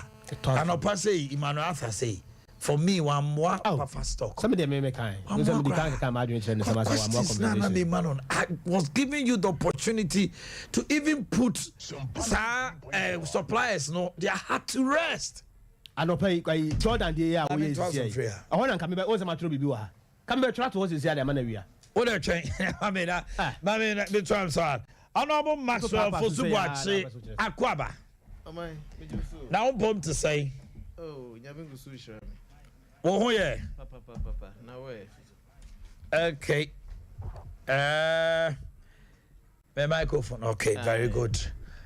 Now, Baba perswaso na me di bosome na afi na me hu anim wo si di entra menkai what di bosome sisi eno na me nya bosome wo perswaso o say your first arrangement no na anya so first arrangement am so free of na producer na o hwe wo hu na me so me hwe no ai da shi e mo akwaba na yɛatoa wɔ mpɛ so aso nti yɛba ha deɛ wofie na yɛaba no nti mensa ma wakɔ aba bio na mmom yɛde nkɔmmɔ no hyehyɛ so Supreme Court no a ɔsɛ injunction no so ɔpene so de ma Ghana sɛ minority a Ghanaians will suffer greatly mpanimfoɔ a bɛkyerɛkyerɛ ɔmampani John Mahama sɛ e-levy ɔbɔ ɔbɛtwam deɛ ɛtɔ so mmienu ɔsɛ wopɛ ɔmampani a yɛ criticizing a na dissenting views also so cry any Nana Dankwa Akufo-Addo he's the worst when it comes to dissenting opinions. He's the worst. We are looking at e-levy, injunction, and uninjuncted, and then Omampeni Kase. Mami Tiano pay. Yeah, sure. Ni muse honorable for saying Donko. Any Dr. Smasapon so be joining us. Mami Tio. Mama na wasi. Na menchia etifo ni afefo nyina. Na menkase. Team no me who much. Sumpana 3.1. Thank you. And Kumasi Niaje say you are back on radio. Thank you. Aye, na Ejumano so them said baby Abeku biano. I say Ronaldo. To free man you come Madrid or the Domino Echo. I see. Free Madrid. Juva or the Domino Echo. Obama use was hard to be by. That's right. Sometimes it's not only about the station. It's about the personalities. Okay. What they are saying, I know say what the double swaba. Oh my, e-levy in sense no. Sabi, e-levy is different from any other. Sumpana 3.1. Sikaye, I say hunimunyi. Yeah. And omo oppose e-levy nyina no de bia makano several times. I mean no nyina ya adwene. Obi a oppose e-levy bia o mahene. Many na ya adwene say oppose. Because sikaye nitu anya do. And then e-levy, you don't expect say e-levy ebe popular. The world all over, if we are see a nyina. My country back when we introduce tax or man for the momomesia tax. Sumpana 3.2. US, Canada, Europe, Africa, wherever. Or my ben introduce tax because look Europe how much you want taxes here. Yeah. Go to US and the advanced countries. How much and for various means to dodge taxes. Yeah. To evade it. Good. And the taxes you introduce nya idea nika say o expect say amansa nyina de momumo beba oh why idea nyame nhira why idea. Enti aban we di e-levy ba no. Yenim de na ebeba. Yenim say Ghana for dodo na no. Enti asia no emma preko pesa. O man hina wati ase. O say ekwo achi na nchiremu ne ba no. Ahyase no na ho ye na ne wo mu no. Say abafom. Okay. Except nipa kakra bi ameka say bi omo nti ase omo no 1 bracket and then we have another bracket nso omo de omo ye mischief makers. Omo de ebegu emu. Tese ade na eba no onim say aban ne nsa beka sika ama na timi de aye adwuma ama aban na nim abanyam enti ene ye mongu. Oman na wati ase. E-levy sabi ya kama na ye huhu meba court de ene so. But let's not forget oman e-levy a transfer levy meboa. O transfer sika and a yetil. One transfer yentil. Etimi meti ebi so sika da wallet so adan yetil. Enya no kre one so sika da wallet so aban. As sebe that so 100 days. Now one is a me 10,000 Ghana cedis. Me tu kwanya free ha kwa adwira. Me kwa akoye business. Me suro se bi akromfo be ka me kwam agisika na. Se me kwa any of the telcos one na me loadi scan wo me wallet so a. Me duru adwira menya ba bi na mayi me sika. And a point of withdrawal so yente. E-levy wo mu. Ana me boa. Tobo ma me ba o. Na che se me ma me akua so. Yes. Oko ekwan so wo tachiman. Mo. Na oko no kwamukafo nti. Yes. O say oyedey oko merchant bi ho no de 100 million. Na o de ko fa ne ma na ato the sika so ama na. Yente no. Okodru Baby tachiman. No say me 100 million munyi ma me. Yente no. Onya transfer bia. Onya transfer. Enti eno no. Ono wallet so obi ante no. Eno no onka e-levy ho. Dabi. Enso won say adwene na koye say sɛ sika no wokuta momo deɛ de a yɛtew wonya kɔ ya obi kura sɛ wodi kɔto wallet so kura yɛbɛtew wokɔyi a yɛbɛtew ade ne yɛdi saa atoro no point of withdrawal ɛne sɛ wode to wallet so yɛntew ɔma sa kora ka sɛ mewɔ ha yi sɛ mea me bank account ɛwɔ Stanbic anaa Fidelity anaasɛ Barclays na metwe sika free mea account no mabɛto me sika so a yɛnteme te sɛ metwe sika no bɛto so na me transfer bia ma obi a ɛne ɛte me na mo nso so ma anya adeɛ but don't forget me say mo so ma anya adeɛ ne sɛ jan ye di nkɔmɔ mo so ma anya adeɛ ne sɛ mo di levy bɛto hɔ no ɛba last year ɛna aban no photo samfo bɛkan budget no me bɔ a ɔkan wie yɛ no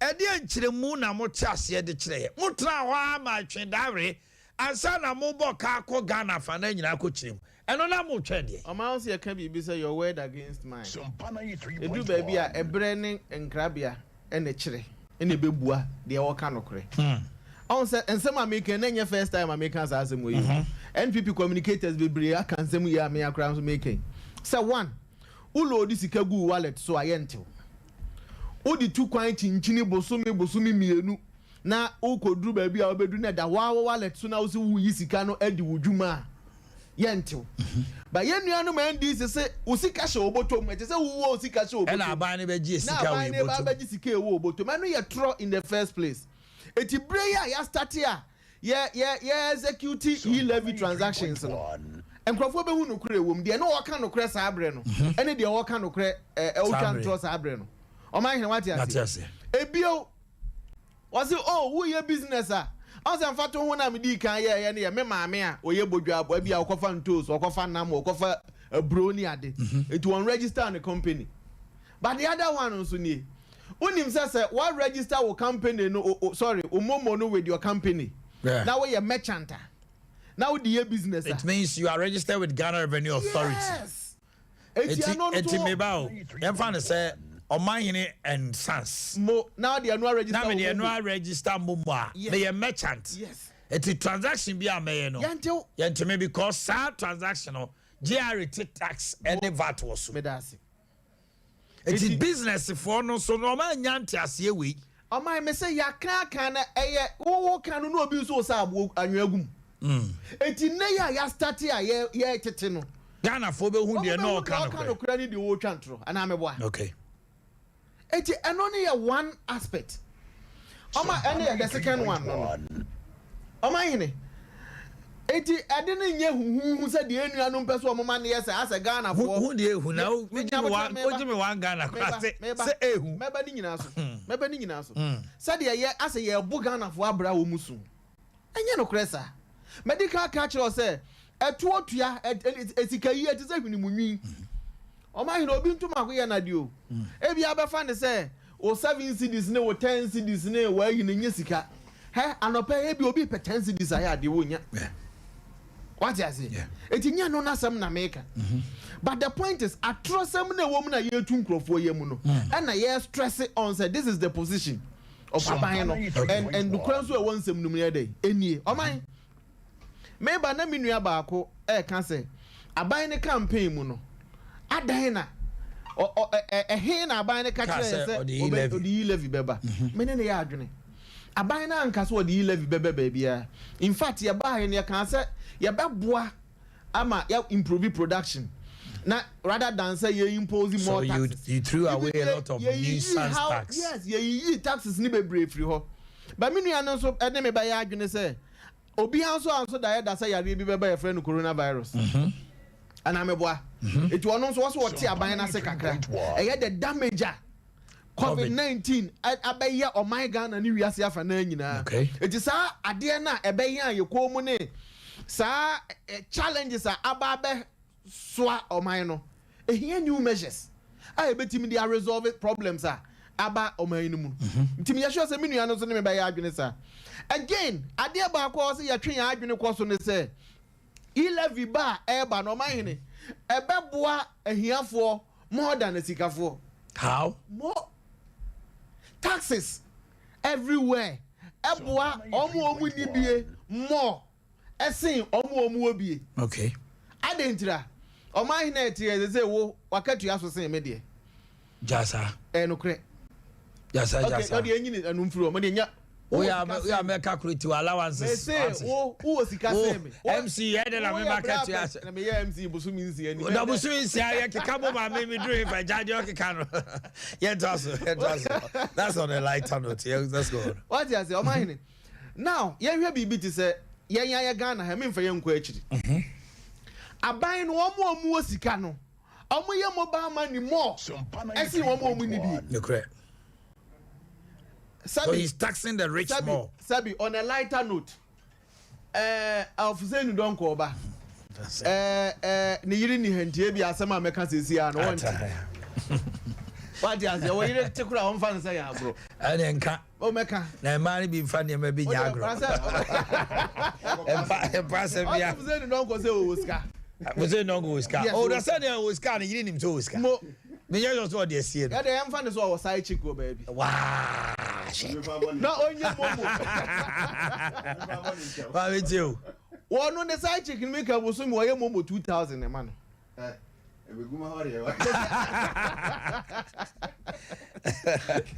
With you. And funny example, they fan some bread. Me didn't hear for instance. And funny you need free one passing beer. O man eti the side chick na ye momo. Why momo? No na me pe. Cause me. What you say? Etu ko ye momo ama wo side chick kwa 2000. Aban beto kakra. Ana me boa. Don't forget aside the nokra no. Yamfa ne say ono na ye ni petit tire kase wa abusuam. Eti maami nuro o de beko. Papa nuro o de beko. Ni nua ba chop money o de beko. O man hene. Ni nyina na eye de. E wo mse maami de kwa akoto nuro. But let's not forget say Fuseni don konsam wo bi more. Etu ono betimi atua sika de ayeden. Abo aban. O man hene. Ni sika na wo tua no. Me ni bi mobroni na ebi ametewa ebi bosumi ni nyina sika be fa mensem kura no enu 1000 Ghana cedis ana enu 500 Ghana cedis meni Fuseni don kwa mahene hwa na betu akese Fuseni number 1 me be make point no Fuseni na betu akese nda me ka say sikafo betu ya mo sikafo tua mo a hwa mu na bedi so mfaso akese ya ma menom ni ya papa nom ni ya ofa nom bebre omo manom wo free SHS a sa ahokire ba na mu ya den pa the West are buying bit man say ABM suspect. But why should you also overburden that man? I wouldn't say the dependency ratio no is so high say. The first word you and when you 2000 come outside check ho chiro. Now omu nyina so no obi on ma oni side check. Mami make it we no meba asaka na make. Meba. I get your import say at the end of the day no. Say sika no me ebia metimi atua me ba private school kra na de on to me ntua na ban ne de ba koso no so me ba ntunim bibi ti say free SHS sa ho kire mu ye de ba na ban ni ska the option or one so be withdraw. That's right. Or withdraw say Kim wo betimi atua ba fees me metimi atua Fuseni betimi atua ya ma menum ni ya papa no ma na nka bosia o ma bo atwa o mo hia e wo kuro we mu no o mo ho be kire wo. Nursing training allowance. If you have say just mere 400 cedis. Hey, it's money. Share. Obi just say when you sika na won timi go school no. Teacher training allowance. What's supposed to be sika ni so. Say emu ye dey pa na advance ababa ye dey na aban ni ntimi a. The oba so okay, ma men suspend the programs we no. Oh, the etia make say ye levy ye tua no. Onu ma omu nsam wo bi ni betua mo. Na edi aboa omu ni bi no. Ye me pa kire no. Okay. Eti tua ye tua ne yemfa ne se ye no ma ye betimi atua no ye tua eye nyame adwuma kra ne ye wo de yemfa ne sa se ye nyame dwuma ne ye edi aso ye nuanom dodo na e wo omanum bi asene sabi mpraduasa wo oma ekosuku a omo daka em eye obi ye so da yesa ne ma beko bi oma ekọ private school akese ye eye but let's not forget say ye dwene ye nko aye ho na ye anwene wo no mo omo nye anye privilege say ye no se china bi obi ekọ convince no okoye am robber no otwitu a me pa cho mfa nko hia ni mo obobroni bi fie o wo de kwa wa wo bi ni fie eti no say ye boa ni yetimi chekere wo man no omo ofom ni nyina yetimi pagya obi ama no begina konkon so eba sa ete bone yeso social vices eba from oman what you say Sumpana 3.1 ebio let's not forget e levy aye ka ho asem yi no ebe easy the pressure on our city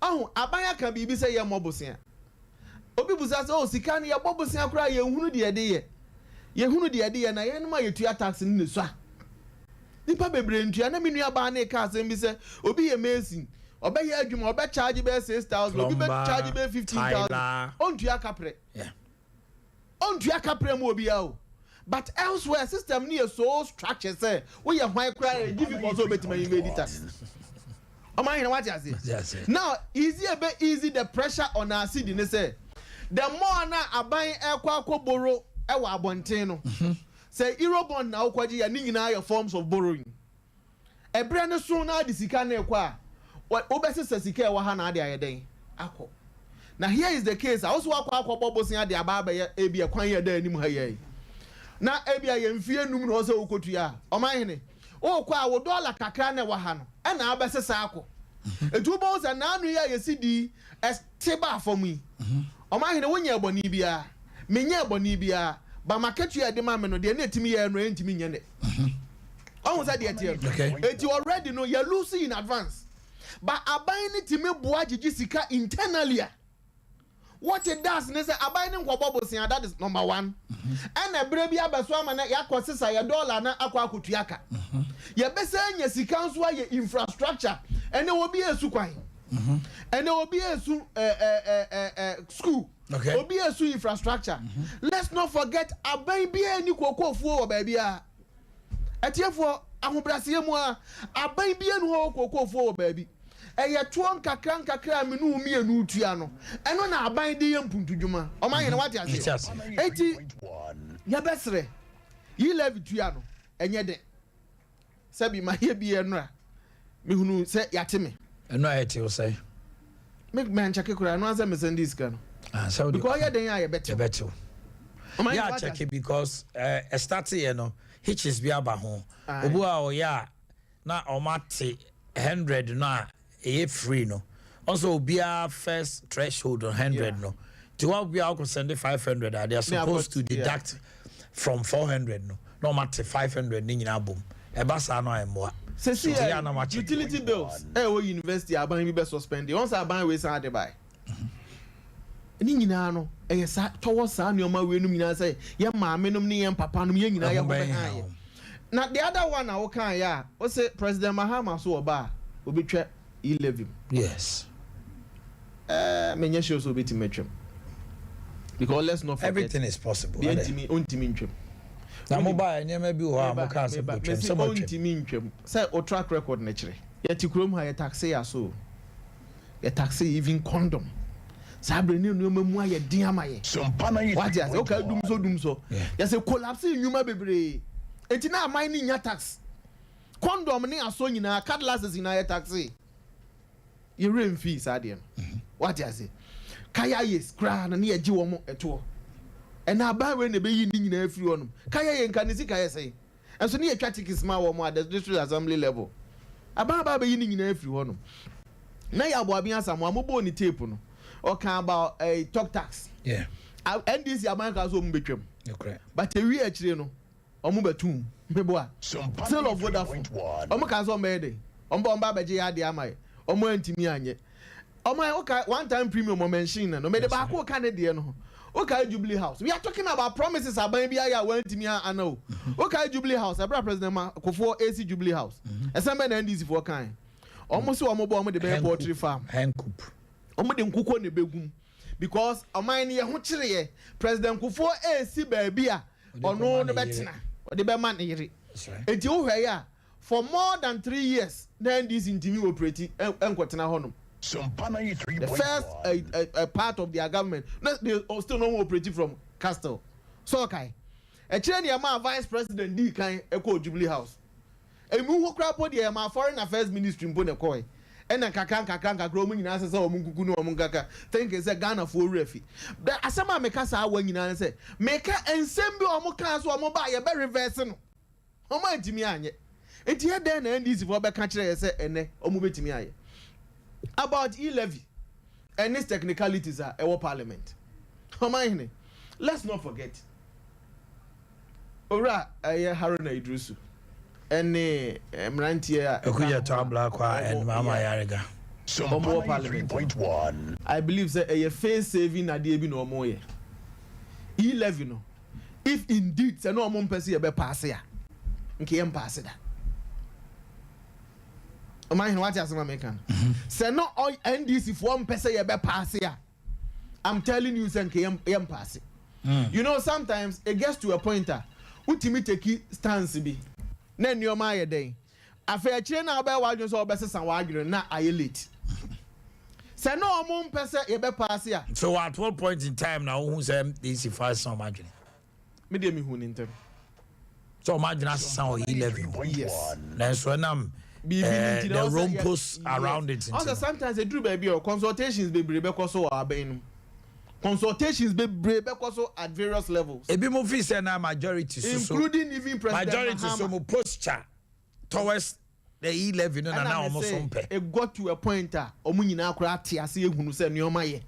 Most of them no behind the scenes will confide in you and say ade ne de eye ebeboa because man no baby a ye kon ye hia sika yenya ekwan we zu di nyesika mobile money sector no so no I expand so much say eho ye betimi a breaking na betimi anya sika more nipa bebre transact business no abra yenya hwe wo ho no to fi say Supreme Court koy na eye enti ayade a omo ye de apz and omo de ye adwodwo omo supporters akoma any no Supreme Court.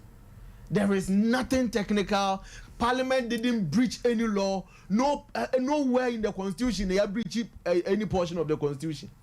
Because one, say no almost person ya be pass e-levy ya done on Parliament. Because now it was Monday no business committee ni kweshiano. Haruna Idrusu on a ranking member of business committee or a part of it. But they came and walked out. And then I'm saying they shouldn't have come.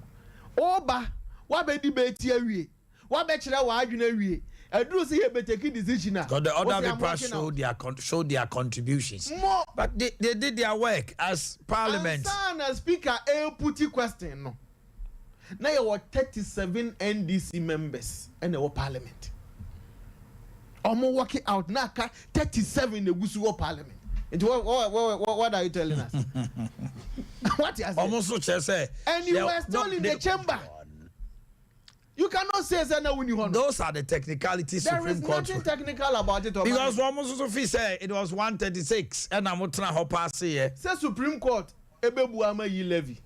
Say Supreme Court ebebu etia yi levy. I'm saying he say ade omo ye na ye krokro de dwon ade no omo ye. Let's not try say ebe deceive a man for. What you say? E11 you are for it. Because of politics in Tino. Now the leader, now the former leader of the party is going to elections. I will say former leader. Also, Obechemusi, they are for it. NDC. And he said this interview kekeu. A prepared speech. Why they put you question? Why? Why they put you question? Question on what? E-levy. Speaker ne put you question. Speaker ne put you question. And the speaker and train moving in MP and no put you question. Was that also a strategy? Am I in say? Oh dear. Yes, sir. My member for saying it. About no chapter meter the announce. So join us live on Facebook. That is Sompa 93.1. You can also join us on Sompa TV. That is YouTube and sompaonline.com. We are live on television, and this is 93.1. Sompa e market yapa. Fuseni akwaba. Yeshi ayache. Papa. Now what to say? If you have if you had the effect. If you had the effect. Papa. The papa casa man. Yeah, the papa. All right. Fuseni and some of that so Supreme Court say they cannot injunct the e-levy transaction that has taken off. But say etosumenu ubeti o mampeni mo leader also mobile because distortionary and burdensome for Ghanaians. Those were his words. Mami Tio. Your mind me that say Mami Chia Ohefo.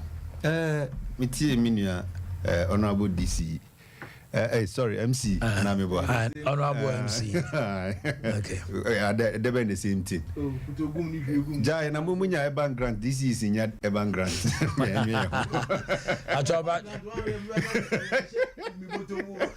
Actually, we are fetching Eban Levy. No. Who said, Eba Meta Buchrewi?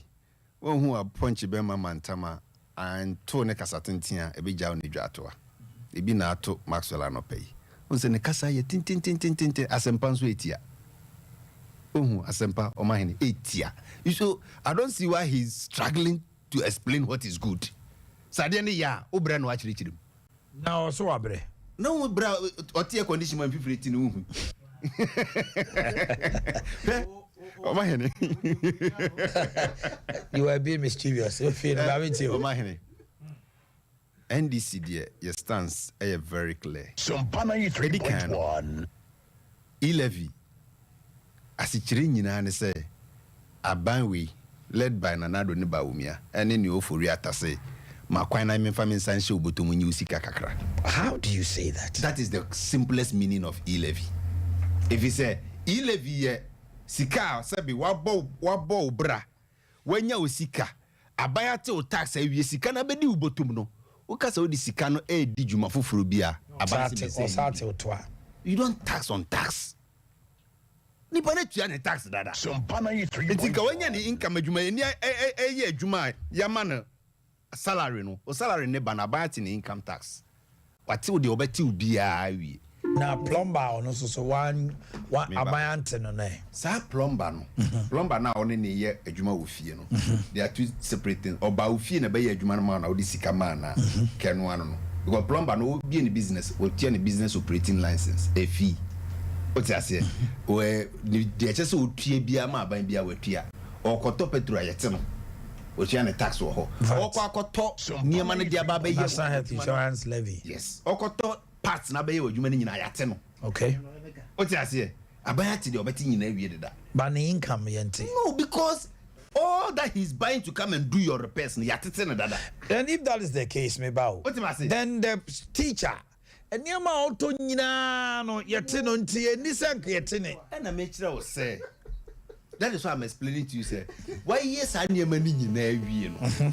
This particular money that is your salary never. You tax and premium. Yete. So why do you tax somebody after tax? And I make say teacher ni na ono no ekwo yete ni wie no.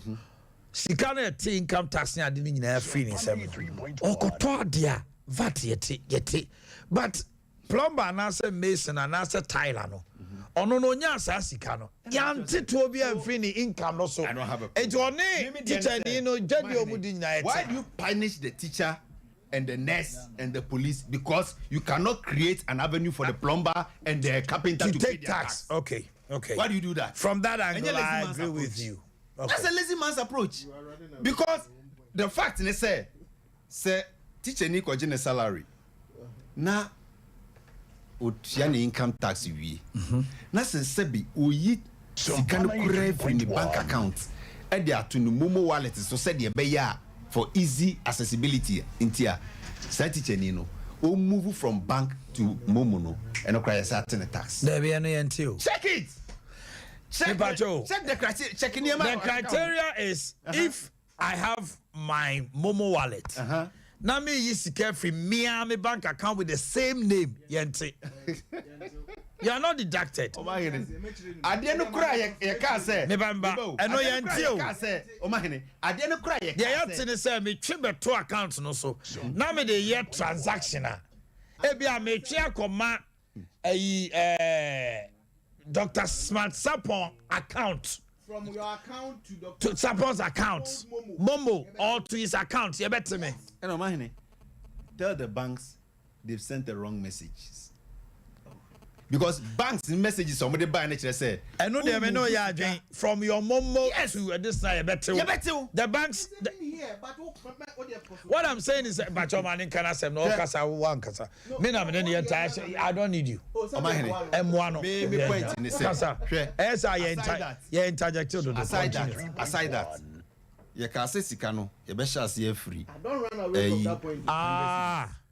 Maxwell. Yes, okano wa mete no wa. 100 cities never start yet. Yeah. To see who send the 50 cry yet. Who send the 60 yet. So where from that confusion too. But your 50 and 60 na yet no. Yente your friend say what is called e-levy. So we send the first 50 no. The Momo people no the ombeti omade. Yes. But so when you send this 50 ni we are. Your threshold is 100. The next amount no you better. Omahene. Adansi enti eni udi kwedu anu. Because I will send it 50. Now you till a year e-levy. Ghana Revenue Authority say I am from so. Yes. And from so have they reversed it? And then because that day now me said I send this 60 cities ma obi. I want to e-levy. 90% tax. Esa teme 1%. I don't know. Many Florence din komo a omo nya gitum say error to omo ne ayi for na kasa say they should reverse every amount now omo say on no. Any beba. You see the thing itself is in error. Me dey say omo hen yen kan okran kire ye ho. What a dear ben pa na e-levy we ebitimi aya Ghana for. Aban we sebi dear ben pa no betimi dia ye di e-levy ya eso be ban for so Ghana for. Waje bosia over 300 billion Ghana cedis. What me afanya hwe. E-levy no kura first quarter na yera. Right now they've revised it to 4.6 billion instead of the 6.4. Now 300 and something billion. Anyo hwe. IMF 2 billion I dey buy anyo hwe. $2 billion so abaye ntimi amfa nye kejeti market amaye 4.9 or 4.1 when ene ye dey ba be agenda 111 ena Ghana abaye pese ye ginidi. There is nothing going to be done with this e-levy. Omo be je di kwa na ye ntimi anya futuo bi a ye dey be kwa kwaje bosia. If you say get fund ye dey kwaje bosia. Esla ye dey kwaje bosia. Koko yede akwaje bosia. Koko bia na kasa mukura yede akosia wo akwaje bosia. Every fund in Ghana now has been mortgaged. Inti ye pe another futuo bi a yede eno so boko akogina kosia wo ni akwaje bosia foforo. That is the whole fight about e-levy. Enye bibi papa bia na be free ma aba. And bane pe futuo. Yes. Say mama misika na bosumi bi afibia mejeji sika se atum. That is it. Enti mama misika botni bi na metimi dia. That is it. Aye adwuma na matete ma de. Eno ano no. Because get fund sika to ma kolon 60% China for ate. Sompana 3.1 up to 2035 omo di achibosia. Roof fund ni nyina akọ. America ne car power kra John Mahama kofa by anka by now nka adane ye de no abanwe as I extend it just to get more loans because bosia na yekoje no de bia yekoje a finance minister ne the deputy no mo benefit nti de bia say ye bro bosia ne say ye bro bosia. So man we in the NDC there ye hu e-levy no as something regressive. Then I'm telling you say mame mfa mensen wura ubotom ne wabosu mu nyi usika kakra. Sompana 3.1 tax na ban di aba. Enti na NDC dey say there be enya ade a ebeboa Ghanafo because o ka se o ya ban a o pese o jeje bosia o kura wa ya free consultancy o ha. Nka pekwan bi so. Carpenter foi, mason foi, friend saying. Eda mi nua ni twantro ha se condom cry the taxes to so da ban ye dey condom tax call parliament. Da ben ye de China intro na mutwa enye no correct and the omaka de campaign kwa enye no correct da. There is no una ye parliamentary aspect. Maybe I de a bill call parliament say ye the tax to condom so fachere me enye no correct o mahini ye njai side na ka. Find a way of expanding the tax net. Muna mo ye tax expert o. Because mo buy mo de 23 taxes na aba. In addition to your friend is saying e-levy 24 taxes. Abayan was on the taxation there. On HCS removing one news and I are no qua. Ye then ko anim ni asa ya ba chire eno no ye removing. ade ha upia kwa na osa de ba ha removing say we ye free then that is what the MPP does best oba so me yiji taxes bebre esan say watete bi so nti me yi that is the understanding of MPP nti say ye ba na say edem ha TV microphone camera na say ye ba na ye ka say okay kanea ne de yenyi bibi kakra mfiri kanea no so oyi kanea ne de no kwa ha okosompa ya yi omo taxes nyina enso na utua monitor ide utua microphone de utua camera utua air condition enso kanea ne nko a okoyi bibi kakra mfiri kanea no so no osi ma yi taxes nyina e wo sompa. That is the MPP for you. Sompana 3.1. Drake amode we Ghana for ntina de bi obehwe omo a omo beka esikasem bi a omo ka no brofo if you so can twia asase ya akora mfa nchew na namro mo mfa nchew obo hudua nti omo peye buga Ghana fo bi a na ya ka brofo ne tin kese na di bible fam na di no asata di fita no be buyen no mo be peye buya no nti de bia aye peye buya ne asoma ba omia ne ofori ata en na re o kan den a we wie wo buyen Untiasia da nso no Sompana 3.1. That's what is happening. Minia, NDC there. We made our stance very clear. So you cancelled it. Minia, John Mahama kakra ke be kan man. Ye be twam. Ye ntwa entimi twam say. The quantum of amount am say 4.9 billion Ghana cedis. Abra ye kasi ye ni breni e ko the extractive gold mines on kwa yede emra tutu ye na 25 billion Ghana gold mine it has been there since 1992. That is one of the ways ntinka buy na ni abre ebe so ya de pa no. Have you not realized that? Why have we not ye de mra buy na ye hihye sa na mani nyina o na fofi antoata say aban we e ba ye common fund omo de Emrako Parliament reduce common fund. Well, so if you are saying say we cannot do it, you were able to even repeal the friend saying statutory fund statutory fund utimi yeye so if we say we cancel e-levy, how difficult is that? Me say nyame ya adom na Ghana for tomaya first quarter de ni dey omo de be ya to and dey em fanya hwe.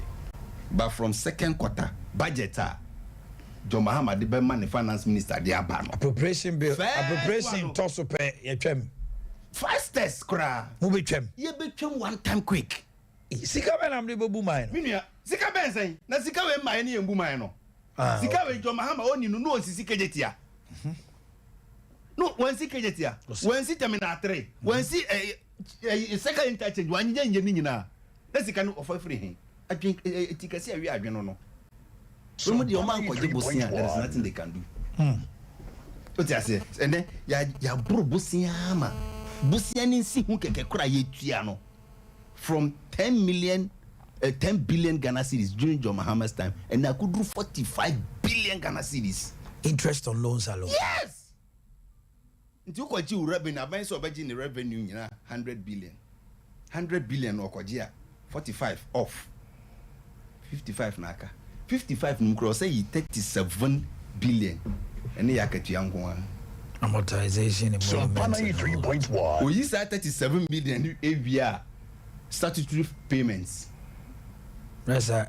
Zikanasa that is 83% debt to GDP. So this is the government we are saddled with as Ghanaians.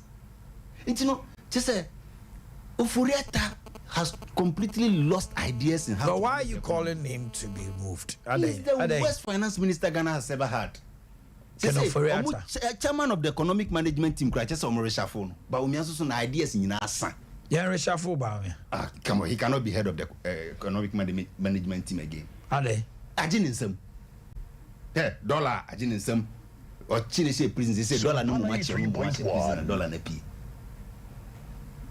Petra ajin in some. Petro de so bia nim say dwama so. Emo sunsan so. Sir. We mu dey say World Press Freedom cry at free 30th position, about 60th position. We'll come back to that. Yes, Ukraine, Russia, and Tokanintia.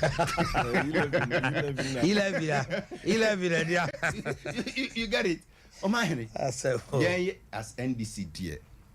Let me tell you, no kind of technicalities. Yes, the Supreme Court can say whatever they want to say. They can be unanimous, whatever they say. Champana 3.1. Unanimous, we are. And yet, they are NDC, baby. You see a between Yanakasi between Kwansu, the between. Aside that, you can't crunch your home. They now, NDC, you reject a budget, no, near any percent. 170. This you. When the NDC rejected them, we were 137. You were 137. And you rejected. And no, must say I am for Mukurum. When we were going to reject it, you walked out. And I'm a boy. The same way. Mususumu pass 11, no. Now we are 136. Move pass 11, now we are 136. And I just see sorry walking out. We walked out before the final. The question was even put. What's I say? Yeah, walk it out. And I'm also here. The moment pass here. More dear, must say more than idea. Walk out, no. And I they were taking the debate, and now only 37 bit her 1. Now we were not in the precinct of Parliament. Now the massa, ye whether precinct of Parliament, whether chamber presence around the chamber, you were also present around the chamber. That day now you rejected. Move a throw with you. When you number throw with you. And sana ye reject mo sorry pie na ye de sorry pie de amosi ye pie ne de mo ntiase ye de kire se na nipa kakra bi ene na veranda no sunti no omo ne na veranda no sunti ya kan maka ho ene se kam de mo nyina mo te ho minia there was a workout ye pie nipa 136 ene approve e-levy se duro na Supreme Court ka se ampa nipa 136 betimi approve e-levy dia. And then just say, yes, I go back. Because I said, the Supreme Court of Ghana is now confusing everybody. Because me who said, if there is a new constitution, if there is a new law, say black dictionary, only God knows what. Because in one breath, 137 cannot reject a budget. In another breath, Deputy Speaker Teho, no put the question. As many as are in favor say aye, omoka aye ni wie. As many as are in favor say no, omoka no ni wie. Ye ka say okay, nipa do sign and they can aye. Na the deputy speaker na sorry. Mr. Meka aye no. Champana 3.1. That is the logic of the Supreme Court now. Me as I sit here, I'm confused. Because me said anti ade na say. Because ade no mo amumra say the deputy speaker does not have an original or casting vote. Anameboa. Original ne say yeka I no and I say yeka no na won ka ho enti se yeka I ne yeka no ni wie ne yeka se nipa dodo send the car I yen kan omo a how do you go and join? The Supreme Court says that they have extra duties, but their main and their core duty is a parliamentary representing a constitution, and he has a right to vote. We any confusion. Any confusion on the and then no ebeye o say oh ye wo +1 binti na ye de ye use enye den ya parliament ho and this number be bromo de so dakro na bro so na say ye start na say second deputy speaker kura na say omunyina to abali bia somebody about me na ko doctors must support me ba ko aba now pom to say omahene ya edu wache they say ya che omahene ma feel this ma feel them hide come up oh yeah guy ever sidama adwumawura ene general manager also badwuma oh we are mami ko chia no adwumawura de unhu no ye kwa ni no ye ni akwa ni no adwumawura de ye akwa ni no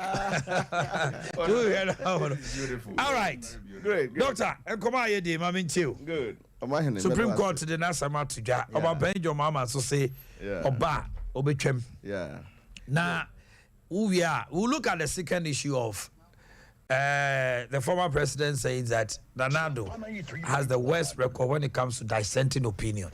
as a one criticisms and to cry the near yen is amrino. We will address the matter. Okay, very well. For now, much here na mother was sent no invitation. No na me for the first issue at the end Supreme Court name matters arising. Me understanding ne say onyankopon wo ho. Niema nyame ye no nyeni nyina na ye ne ya adwene wo ho. Even nyankopon. To the bia nipa ope bibia fri nyame ho. The outcome nyame de mema no nye what you wanted. Sampana 3.1. To the bia nipa timi obi kura timi ka se ne mato me Bible atwene ne me aye nti no. Me nsum nyame kura bi ha but say ye ba the level a ye beti ase se oye nyame. Enye se oye ne opema wo nti no ye nyame. Empo wa anya ne opema mpo a o ma hene oye nyame. Nti ye ba ye nipa wiase nso a ya hyehyɛ structure na to ho se nipa ba ko ne mienu tia. Unkwa na otekura you can still have conflict with yourself. Oh yes, sometimes. People do have conflict with themselves o ma hene. Na can person nipa 2 or more there will be conflict. Nti ya hyehyɛ conflict resolution structure. O de ko ha na menwa fa ko ha. O de ko ha na menwa fa ko ha. Enkwa nkodu se bedu Supreme Court there. You should have finality. Say when your finality to Supreme Court near Supreme Court ni de beba no fan say yemra.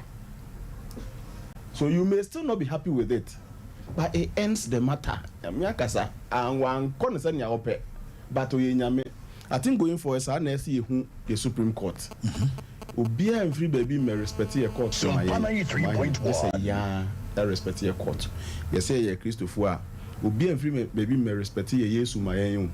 Yen yes, ye my Yesu sum ye book. Many mu do. Many mu do. Whether he or yen ya pema you one yen your pam my that is it. Or the tables will turn. I am sure there will be a judgment that will go in favor of the NDC or whoever takes a matter to court. Near be expecting soon said the other side no I am no. But have also shown equal respect to the court. Until 2012. 2013 assembly CN. Nana Dankwa Akufo-Addo say I disagree totally with the court, but I respect Adi. No, the same way 2020 the equal court and so 2021. President Mahama at the end of the day had to agree with the court, even though he had issues with the way the verdict went. Yen konesa na yenfa obuma ye courts. The courts cannot confuse us. No, the court cannot confuse us. It's about your view versus the supreme view. God cannot confuse your mind. It's about your view versus or your supreme. The from Supreme Court. Supreme view, then your view must accept, must come under the supreme view. That's my view. Ya comment here. Sabi ahimfo ehia ye kan asem. If ahimfo ni bi adwene ene mensia otumfo ankasa adwene ebo ebura na so otumfo adwene takes precedent immediately your view must come under otumfo view. I had to say bylaws and the constitution. I had to say the see parliament standing orders as against Supreme Court to forecast the constitution supersedes and overrides anything. And I don't think there should be any confusion. Parliament should not create an apparent confusion when their standing order is at a session at a certain point at the crossroads conflict with the constitution. We all know that the constitution will take precedence. In fact, the Supreme Court na say any other statutory document be aba manim na say the crowd or inconsistent with the constitution, they are obliged to go with the constitution other than any other identity. Yes, Parliament has an opportunity now. Supreme Court must go ahead and say they can revise some part of their statutes so that it becomes consistent. Next time, not any constitution. First deputy speaker, the second deputy speaker. Going forward, former MPs. You see, there were other jurisdictions for practicing this. Kenya former MPs. In fact, in some jurisdictions, speaker, first deputy, parliamentarian. And as all for parliamentarian. But an astute lawyers beer. Almost by the end, you'll be any team to my NDC or not to my MPP. Now, because the idea. MDC ba power na wɔn nya majority 1 or 2 Urado Babon said. Until the Supreme Court am with the opportunity to revise their own standing orders. And the good news is that Mitie Honorable Chairman Sabonsu check a crack. Or no crack as one kasa as Parliament now. They have started process to reviewing their standing orders. Okay. Omunya no nenya consistent with the Constitution. And yes, Omunya best practice elsewhere.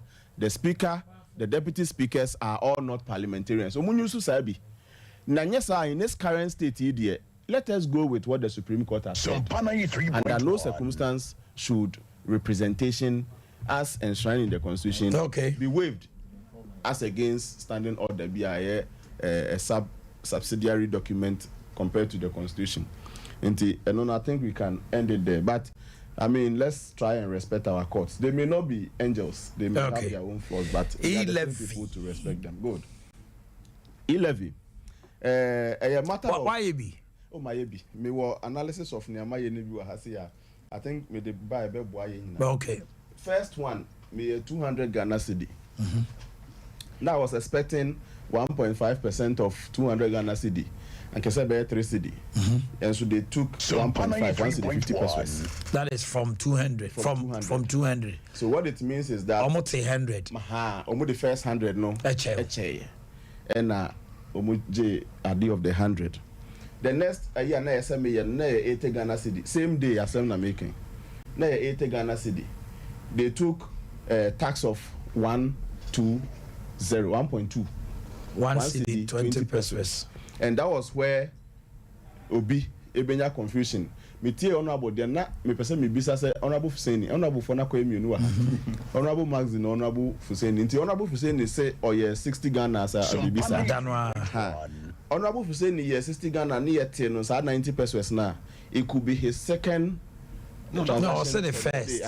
What I'm gonna say error no. Error. Yeah. I posted it on my status. I wanted to just test it. No, we also good.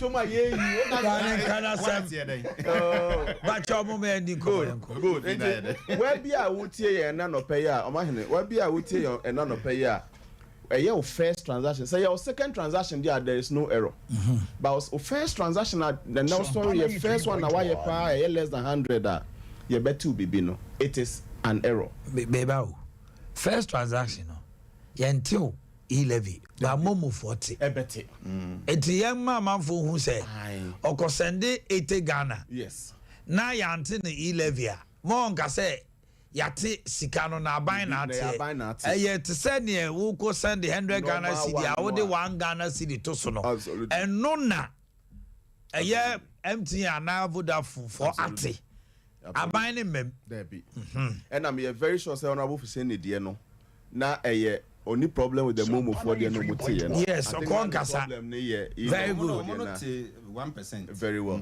And you know, I tell for in our own interest, say, okay, be sir, let's say your very first transaction. Momo, the end, Momo for the no muted than us. If tax, I buy a sick no tibia, a error. The Ghana Revenue Authority for no take steps. That's what they have announced to all of us to reverse any error deduction be a bekoso. Oh, wadi.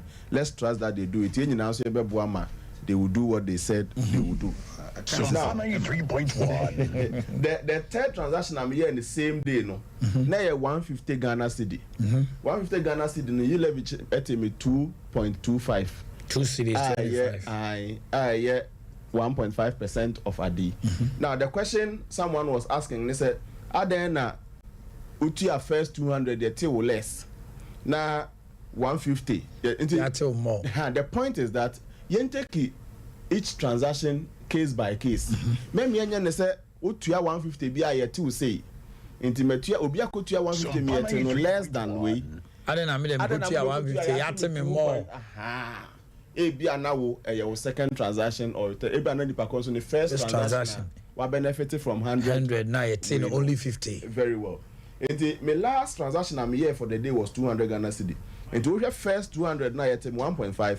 My last 200 it's me 3 cedi. first 200 no yet me 1.5, me last 200 yet me 3 cedi. Last 200 no yet purely 1.5% no yet. First 200 no because it was my first transaction into no. Omote ade. Yet here who say in this year there will be no confusion. Enti ye wo dear understand wo transactions are wo ye. Men fan to honorable Mazi who say Adana Mazi dear year 200 no. Mote no 1.5. Na me year 200 the mote me 3 cedi. Maybe the first transaction no. Maybe the understanding is that for first 100 Ghana obey no and the tax free. Subsequently, no, near calculating 1.5%. Concerns have been raised. We say the government could have used other avenues, like say, obi to say plumber, obi to say mason, obi to say Tyler, could have registered them in a manner be obi to my jet to a free than taxing, doing double jeopardy of our salaries and other things. It is a lazy man approach. Now, quite a ways and means me to get money. Maybe kai Iraqan for Riata Ebe Casabra fetch any moody any ratings nearby because now the expectation they say they have been able to receive revenue akwajibusia. It is here acquired to say I buy pay for Toby bosia bakwa no de akọ grandma so say oh afi bi etimi sika we ntimo ma e bosia the acquire say e-levy is borrowing minded than building infrastructure and other things. Omahene o hwe emra ni mu a o ma cheche bebi a sika ne beko the part a ebeko for roads no and a road minister be ma hint so okay the first person to have hinted as say sika ne be collateral for something else was the road minister. In fact, at that point, the finance minister and kind of BB Asama, I remember on a certain platform we argued, say, BB Sano in free finance minister on my year, but the road minister said that for a reason. The road minister said that for a reason. Road minister, no, they know can say, road no, ne no. Okay, so oh, change scan getting as an idea koya. A better counterproductive because road, you know, unfortunately, who see that we bet me just one mark by a year or two. Our bet was, and so road no don't saka. Now we know when you know rainy season back okra best ni twemwa. We start all over again. A best and a jamakwan cry and then kaja and dada and crank ye. Can come in the be a better kwan so inti or no therefore said it should be collateralized for loan so that you just say the cost akwan we hu a ye the call. In fact, this would not be the first time levies and taxes have been collateralized for loans. Say road sector me I will subscribe to it because you can see a general getting acquire a better counter. You do 1 million coquine as well. Me and Shan Fen near Sakobana releases in Bessin 3 million. It is not because collateralization, but what were named purposefully for a certain area. You feel say hono yes you can find your times 3 okay. I agree with that part. The other part I echo for you start. I think ne pass him for be ho momudi assess I use start employment. We have not heard that one too is going to be collateralized. Made them maintain. I stand to be corrected. I have not heard because there is no need collateralizing it. And then I say talk tax now a bit called why if one honor it has not been collateralized because they spend as they in fact who collateralize the common is here the entire authority will have to be dissolved. Let's understand it that way.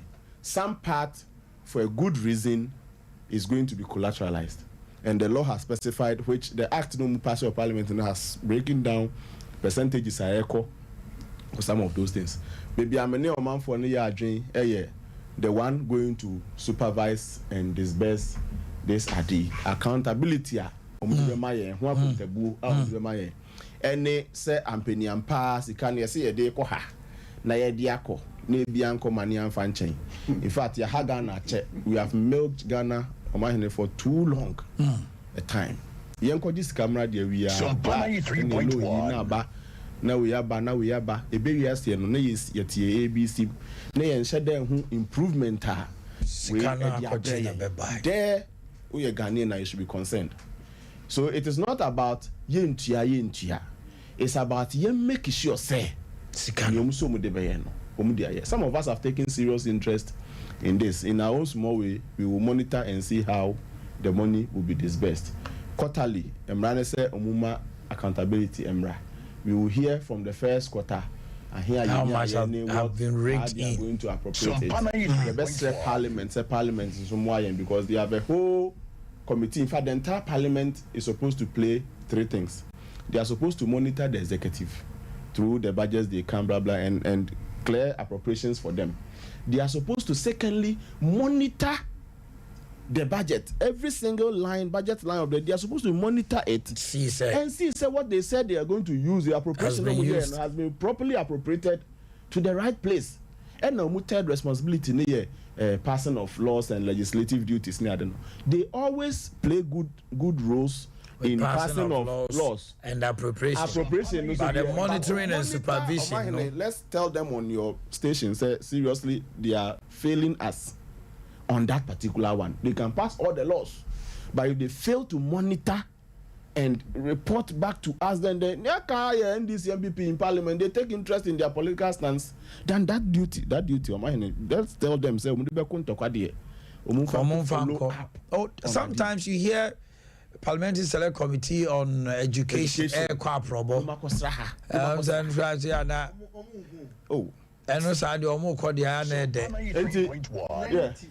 to 99% of the in Parliament they do it together. 95 to 99% of the is your Parliament.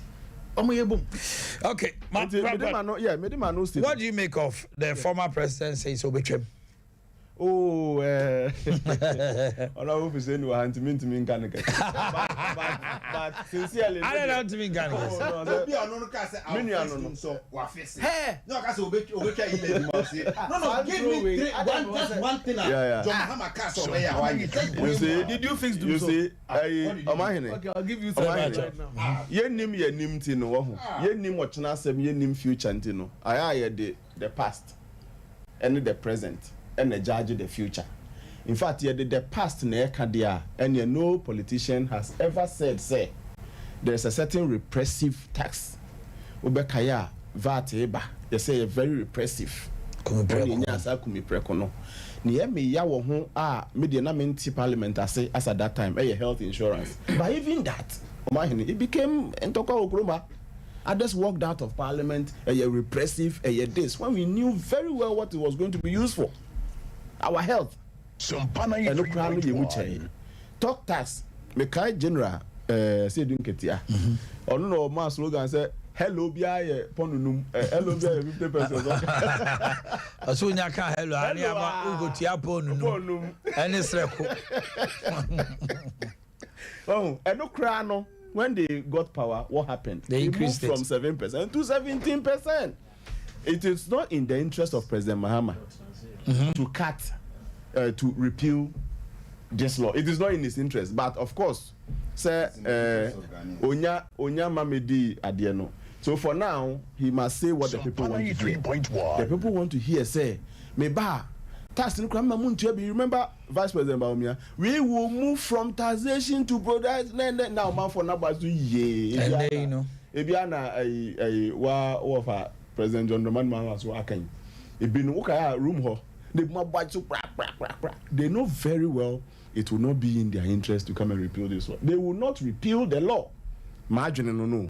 Let's say when he comes, he can do it. But the past and the present doesn't support anybody coming to me say okay meti sa me ni gidi bia 3.1 but na nanko for bo mun say modem hondem say binum wo gidi wo mpa say oba to do hu ni say ebia the euphoria na ma o kan sa in fact the onyema bi wono mo and that's why I was saying say this is a prepared speech. That is what we have decided as a party, yes, as the council, yes, and then as caucus in parliament. Absolutely. And they will do it. Absolutely. But it's contingent on the numbers you have in 2024 elections.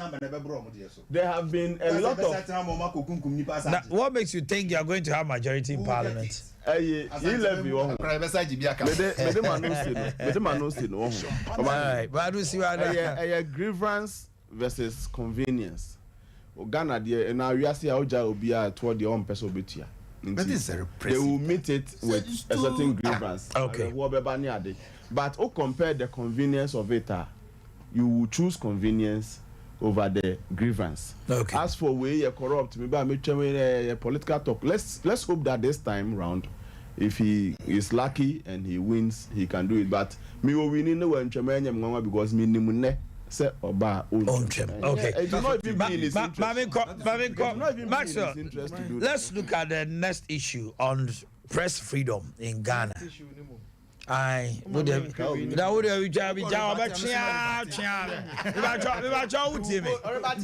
We want to proceed because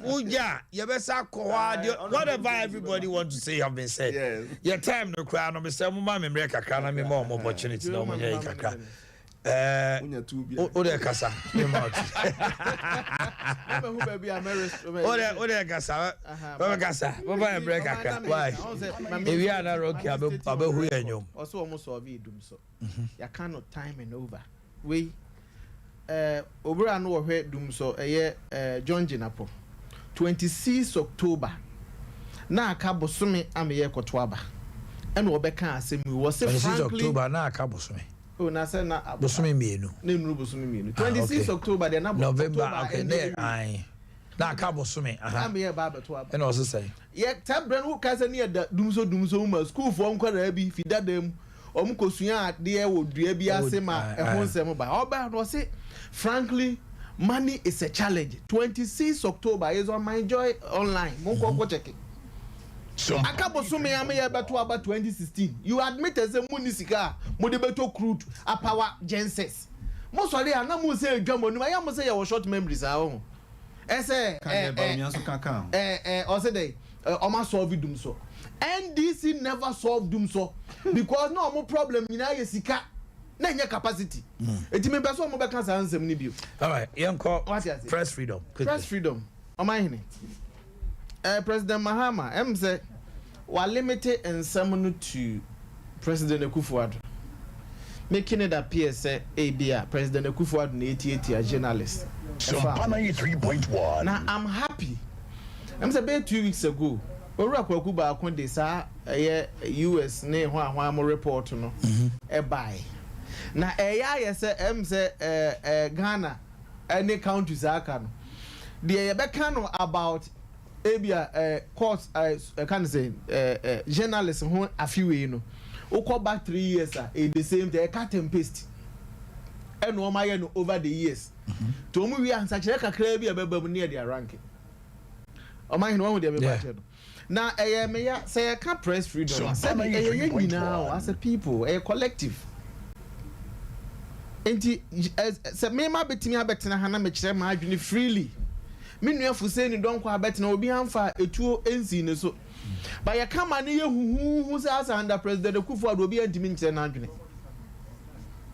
ebia wo benya nipa ba ku mienu bi ama wakotena radio station bi ana ebi wo krampo ono ani radio station what you say na wakoka assembly afa journalist bi ho but ni a conclude am na say it is the president what ye adwamu no and ama sansam no akoso ana ebia me betena hanom na me kwaka say o man hene ya wadubu ache ade se ni nti wa odi ye me ni mihia na kire o se de mehu ni sumu no yes o wa bam nti o man panyini na waka at least we should try to separate Sanyoma way na ye pe wo bia untolerated criticisms are.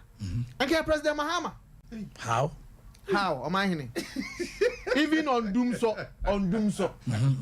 Okay, on Doomso. In 2015, when he was claiming after the minister, Ebeka said, "Wa Baba resign." Okay, those days he appear or resign. You write April. No. It was after so Ebeka said was short memory now. Kwabna say you see December muna dum so ntwam oba resign na lesamu no o say Ghana for was short memory, or can in such abusive way Say criticism say a day man, ya do beto o man na no. Yes, you nya kan anya adwuma. Yan kwan hye fridge mu asai. Coast of 40 Baba 40 radio stations afekwa de na muntimi nrane about 10 and bi mu apon. Ghana for kire ya adwene no. Ese wo wura ba bia de ne kɔ no. Enwoma abroye so, enwuma egu, be ye ni ye maye no. Ka kire se yen ye yare arefie. Enwoma gina so na otwe mienu pe no. Oyeye. Enti between one no ne President Akufo-Addo. Asem ko Supreme Court ne ya umumpo no. O say me ne Supreme Court nya adwene ba me gitum. Why they tolerate criticisms? Though that one was not a criticism, but me omu tolerance level. We are talking about tolerance here. Yeah. President Mahama mo kai kaba. Media. Journalists ye nyina ye kire ya adwene mu nyina mo kire mo adwene no. O say media for amu o mu nyina mo team up against him. And what can in such abusive way again? Eti wo your man panyini be kan de waye. Oman hini ya wadubu ache. Other journalists oman hini mu ba bia. Omo so do oman hunu na omo so ye den. Eka. Eti President Akufo-Addo wo hoyi. Ghana fo nyina so oman hini mu aye den a me amete he me tena aka so oman hini mu nya den a me ye trofo because aban na kura gitum. Eti ne ye den hyehyɛ ye den. Eba no. Ne ye ba be ka san mu ye boni aye. Na oman no ne oman aye nyina no. Mu na masha da na journalist for mo aka mo so no agu ye so na mu twa boy ase mo atikuo bi na mu twa boy ye against her. Oman hene nipa kro ye tolerant no. We are talking of tolerance here. Oman hene okay foolish and baloney. Yeah.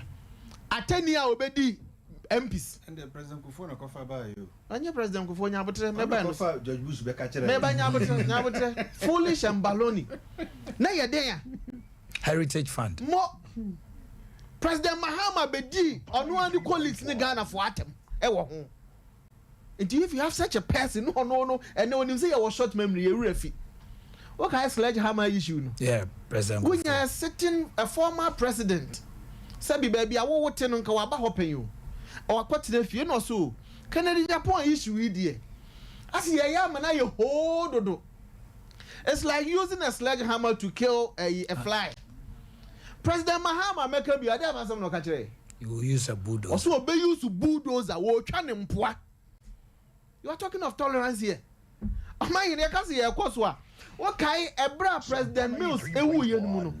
What kind the statement of President Mahama Beka said God in his own wisdom has taken President Mills and what do one aba as babunu. Anya Ghana for any Grofobia ye nuanum bi central region de. Anya omo de. E dey assemble na President Mahama Beka. Or Beka say comments e bi mu making a useless talk. And was it they can go to hell. What kind those days no. And also samba by another topic. And if you have such a person no one about say nipa criticisms ne tolerance. What do you expect? Wrap up for me. Wrap up for me. Me see your chrome ha o man hene. Ashanti region ni yesu akwan yo. Ya kwan ye new level ayepe. President Akufo-Addo ba ye woni na ban o ma ye bi. Ba ya kwan dodo na na enye. Wo kura de me kai o pa o man hene ya wadubu achi. Every day. Na chrome ha kwan de. Ba o man won say ye new level ayepe but at least won say improvement papa ba. Asema na President Mahama Beka kire oso wo di gold kura ye akwan okurum ha enye ye fe akokọ sachi ye nya akro mafia ya santefo ye ungrateful.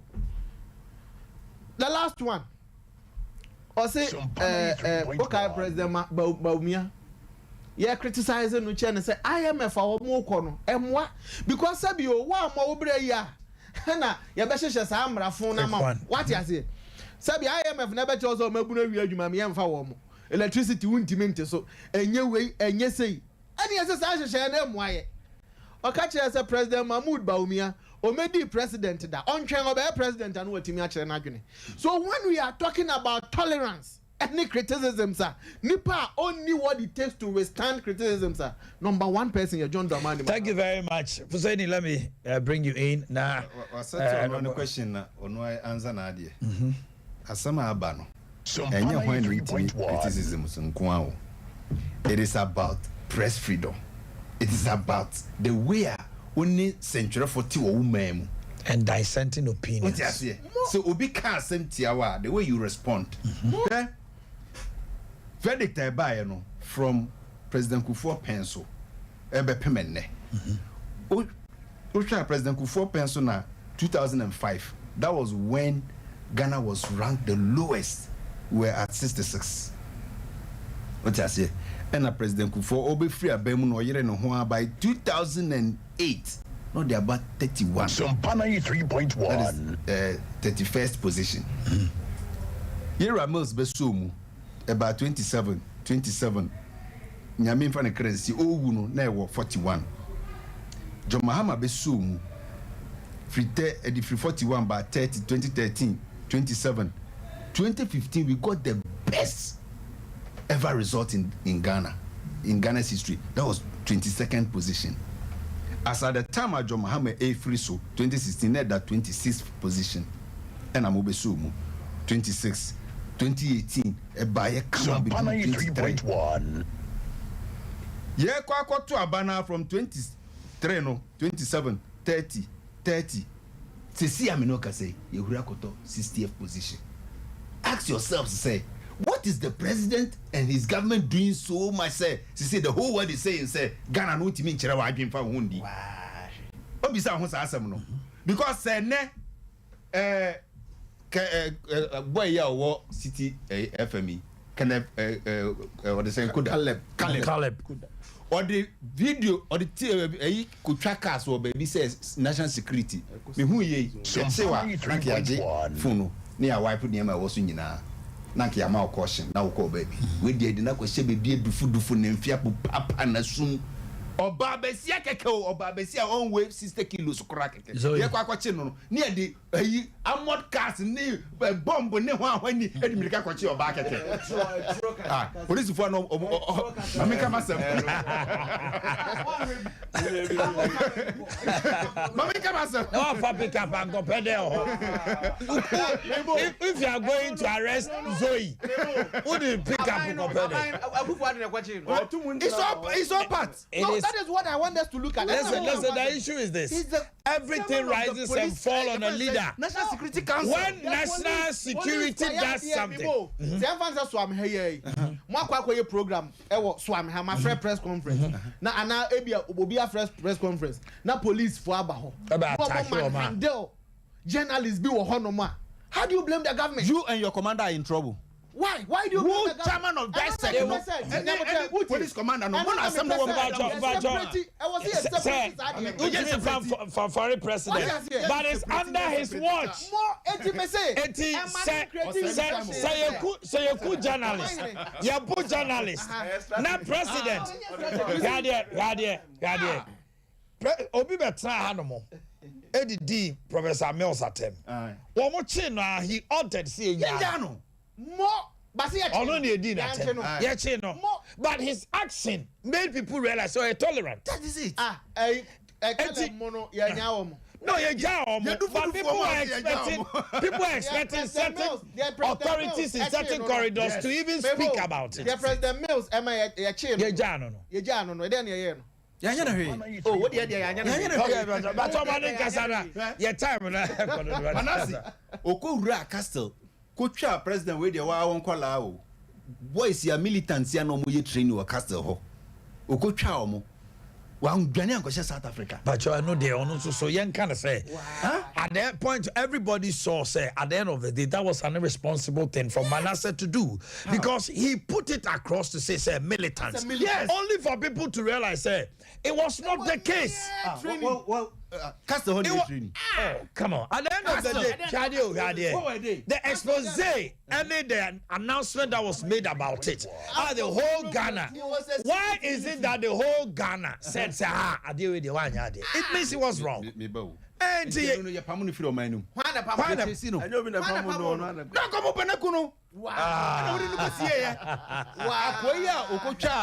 felt threatened. He doesn't know being an airport. Honestly, he's not safe.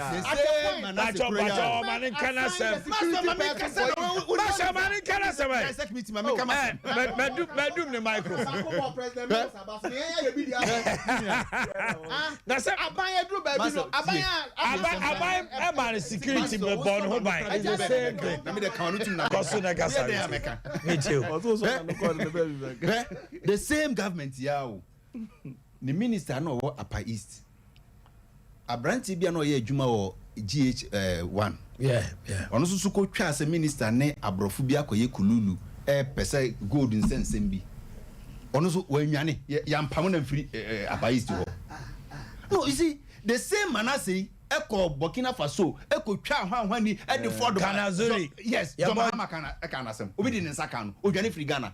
Nobody did anything to him. That is why John Mahama was able to get your friend is saying the 22nd position.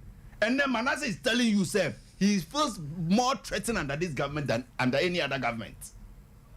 And you know who? Guy no modern Ghana. Honestly, I'm for politics. Question it. I'm one and question your friend is saying national security and channel. It is not about the president wearing very nice suits and speaking very beautiful English. And it's just oh yeah, tolerant too. And then Udi na nado atama ye be do chuma. And I'm journalist cry etorebia sabi if you that democrat when you brain out as open punto amasantima ye front entertain. I don't know better obeka oma hen. That will be a friend.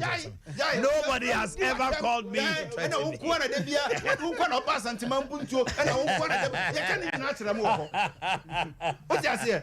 This is a government who criticizes Kakam when I some about so. Personally, I criticize threatening who because how many will not be touched because I speak for the NDC. Everybody knows me, so I can criticize and go scot-free. The journalist. What you say? Because we need mass they know say this is what we do, but journalists be what person near both journalists to kuno because akoye expose your friend is saying the Nyanteshi issue na say for abobobo abamu penifo bi dintino yakukuna o say you rank you nicely. Nobody will rank you nicely. What I say, my point is that under this president enka human rights lawyer there anka wona de bia also suma sebi ankrankre anka wona de bia also uji press freedom pad uji the free speech what is all the can receive him say ono na be yi criminal libel law no kra free what can receive him anka nka wa ba no anka wo kra na anka journalists be free more but government we there hey wonya ka ya o no afre hosting Kodini Juma mame. Yeah, so when do at them? Mami Fasia have call. But wrap up, mommy. In 5 minutes now you wrap up. Now you very well. Yama yenuanom yenam for nom. Oh my God. Mo media space ni nyina yama mo trinkwa on your International Press Freedom Day. Sir Jumadi na say na report yi copy routine omuye no almost every year. Now the first point SE nyina ye gitum ni say the level of assessment and as a scoring ratio and as a scale methodology omude ye no no nti yetimika omampani ko for the edu say we do say no the level has changed. Nti sa 60 year de yakotu the first ever for the latest. Yeah, for the new skill they have brought. See, I perceive a very fair comparison assessment train next year. Okay. Because we are an all new fresh exam. Okay. First, now we find say we have 4 subjects. You see, we are 8. You see, we map they call 12. Your skill no cry entirely. And for these 12 indicators, for these 12 indicators, let's see how next year we will perform. We will fare. Say, I perceive a very good assessment. Say, I perceive a very good assessment. Then you 4 no, you 5 no. Near the general assessment and then function. Okay. So 5 no, a move 4. Ghana scored very, very good marks over there. A move back, and I feel yepa. I am some trophy sikasem. Some salary and other financial. Also, don't say one buy Obi and Kabi Amai. Or some more Kabi Mai. But me bo, and I want to blame way on government. You can't blame government. You can't blame government. It is a President Mahama could not say about we say it was based on this. And what they say this government is not tolerant. Like we are not tolerant to dissenting views. Okay. Which is false. They cited the case of Adan Radio, for example. No say a member ne wo krum hono. Any nye omu line of media work ne say line of adi for no provocation. Emebuno pounced onto the radio one day, and no, there's a security head of district security, whatever over there. They expect them to pick intel to protect the media, which they didn't. And that one, I so media protection and security, media protection, wrong. Failed. It failed. Yeah. And there was another one, expression, for example, and they were sharing the cost, they were sharing the responsibility. Almost said media should be also responsible. Yeah. Same as you know, as a Utu money for now to Krasofo, because Boku, then they cited Boku, 2 radio stations are Baku, Soria, or Bofactional, as a Kutiabo, or Bofaseya.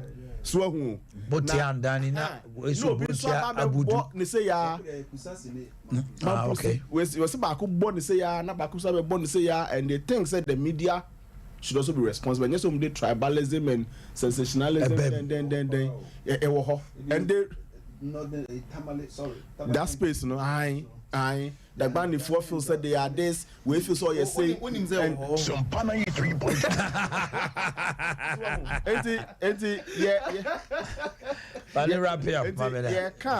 yeah generally in terms of expression no they expect us all to be very responsible. Media monfa mo needs as a microphone you can do anything you want even if it is going to inflame tribal then yeah na just okita microphone na wo ye they raised all those issues say a share adisuade ewo mu no na yes one thing ade bi nso a page and move especially in Ashanti region some of the radio stations becoming like a cult. It's coming up so much in especially in Ashanti region now. I say you dear what is some radio so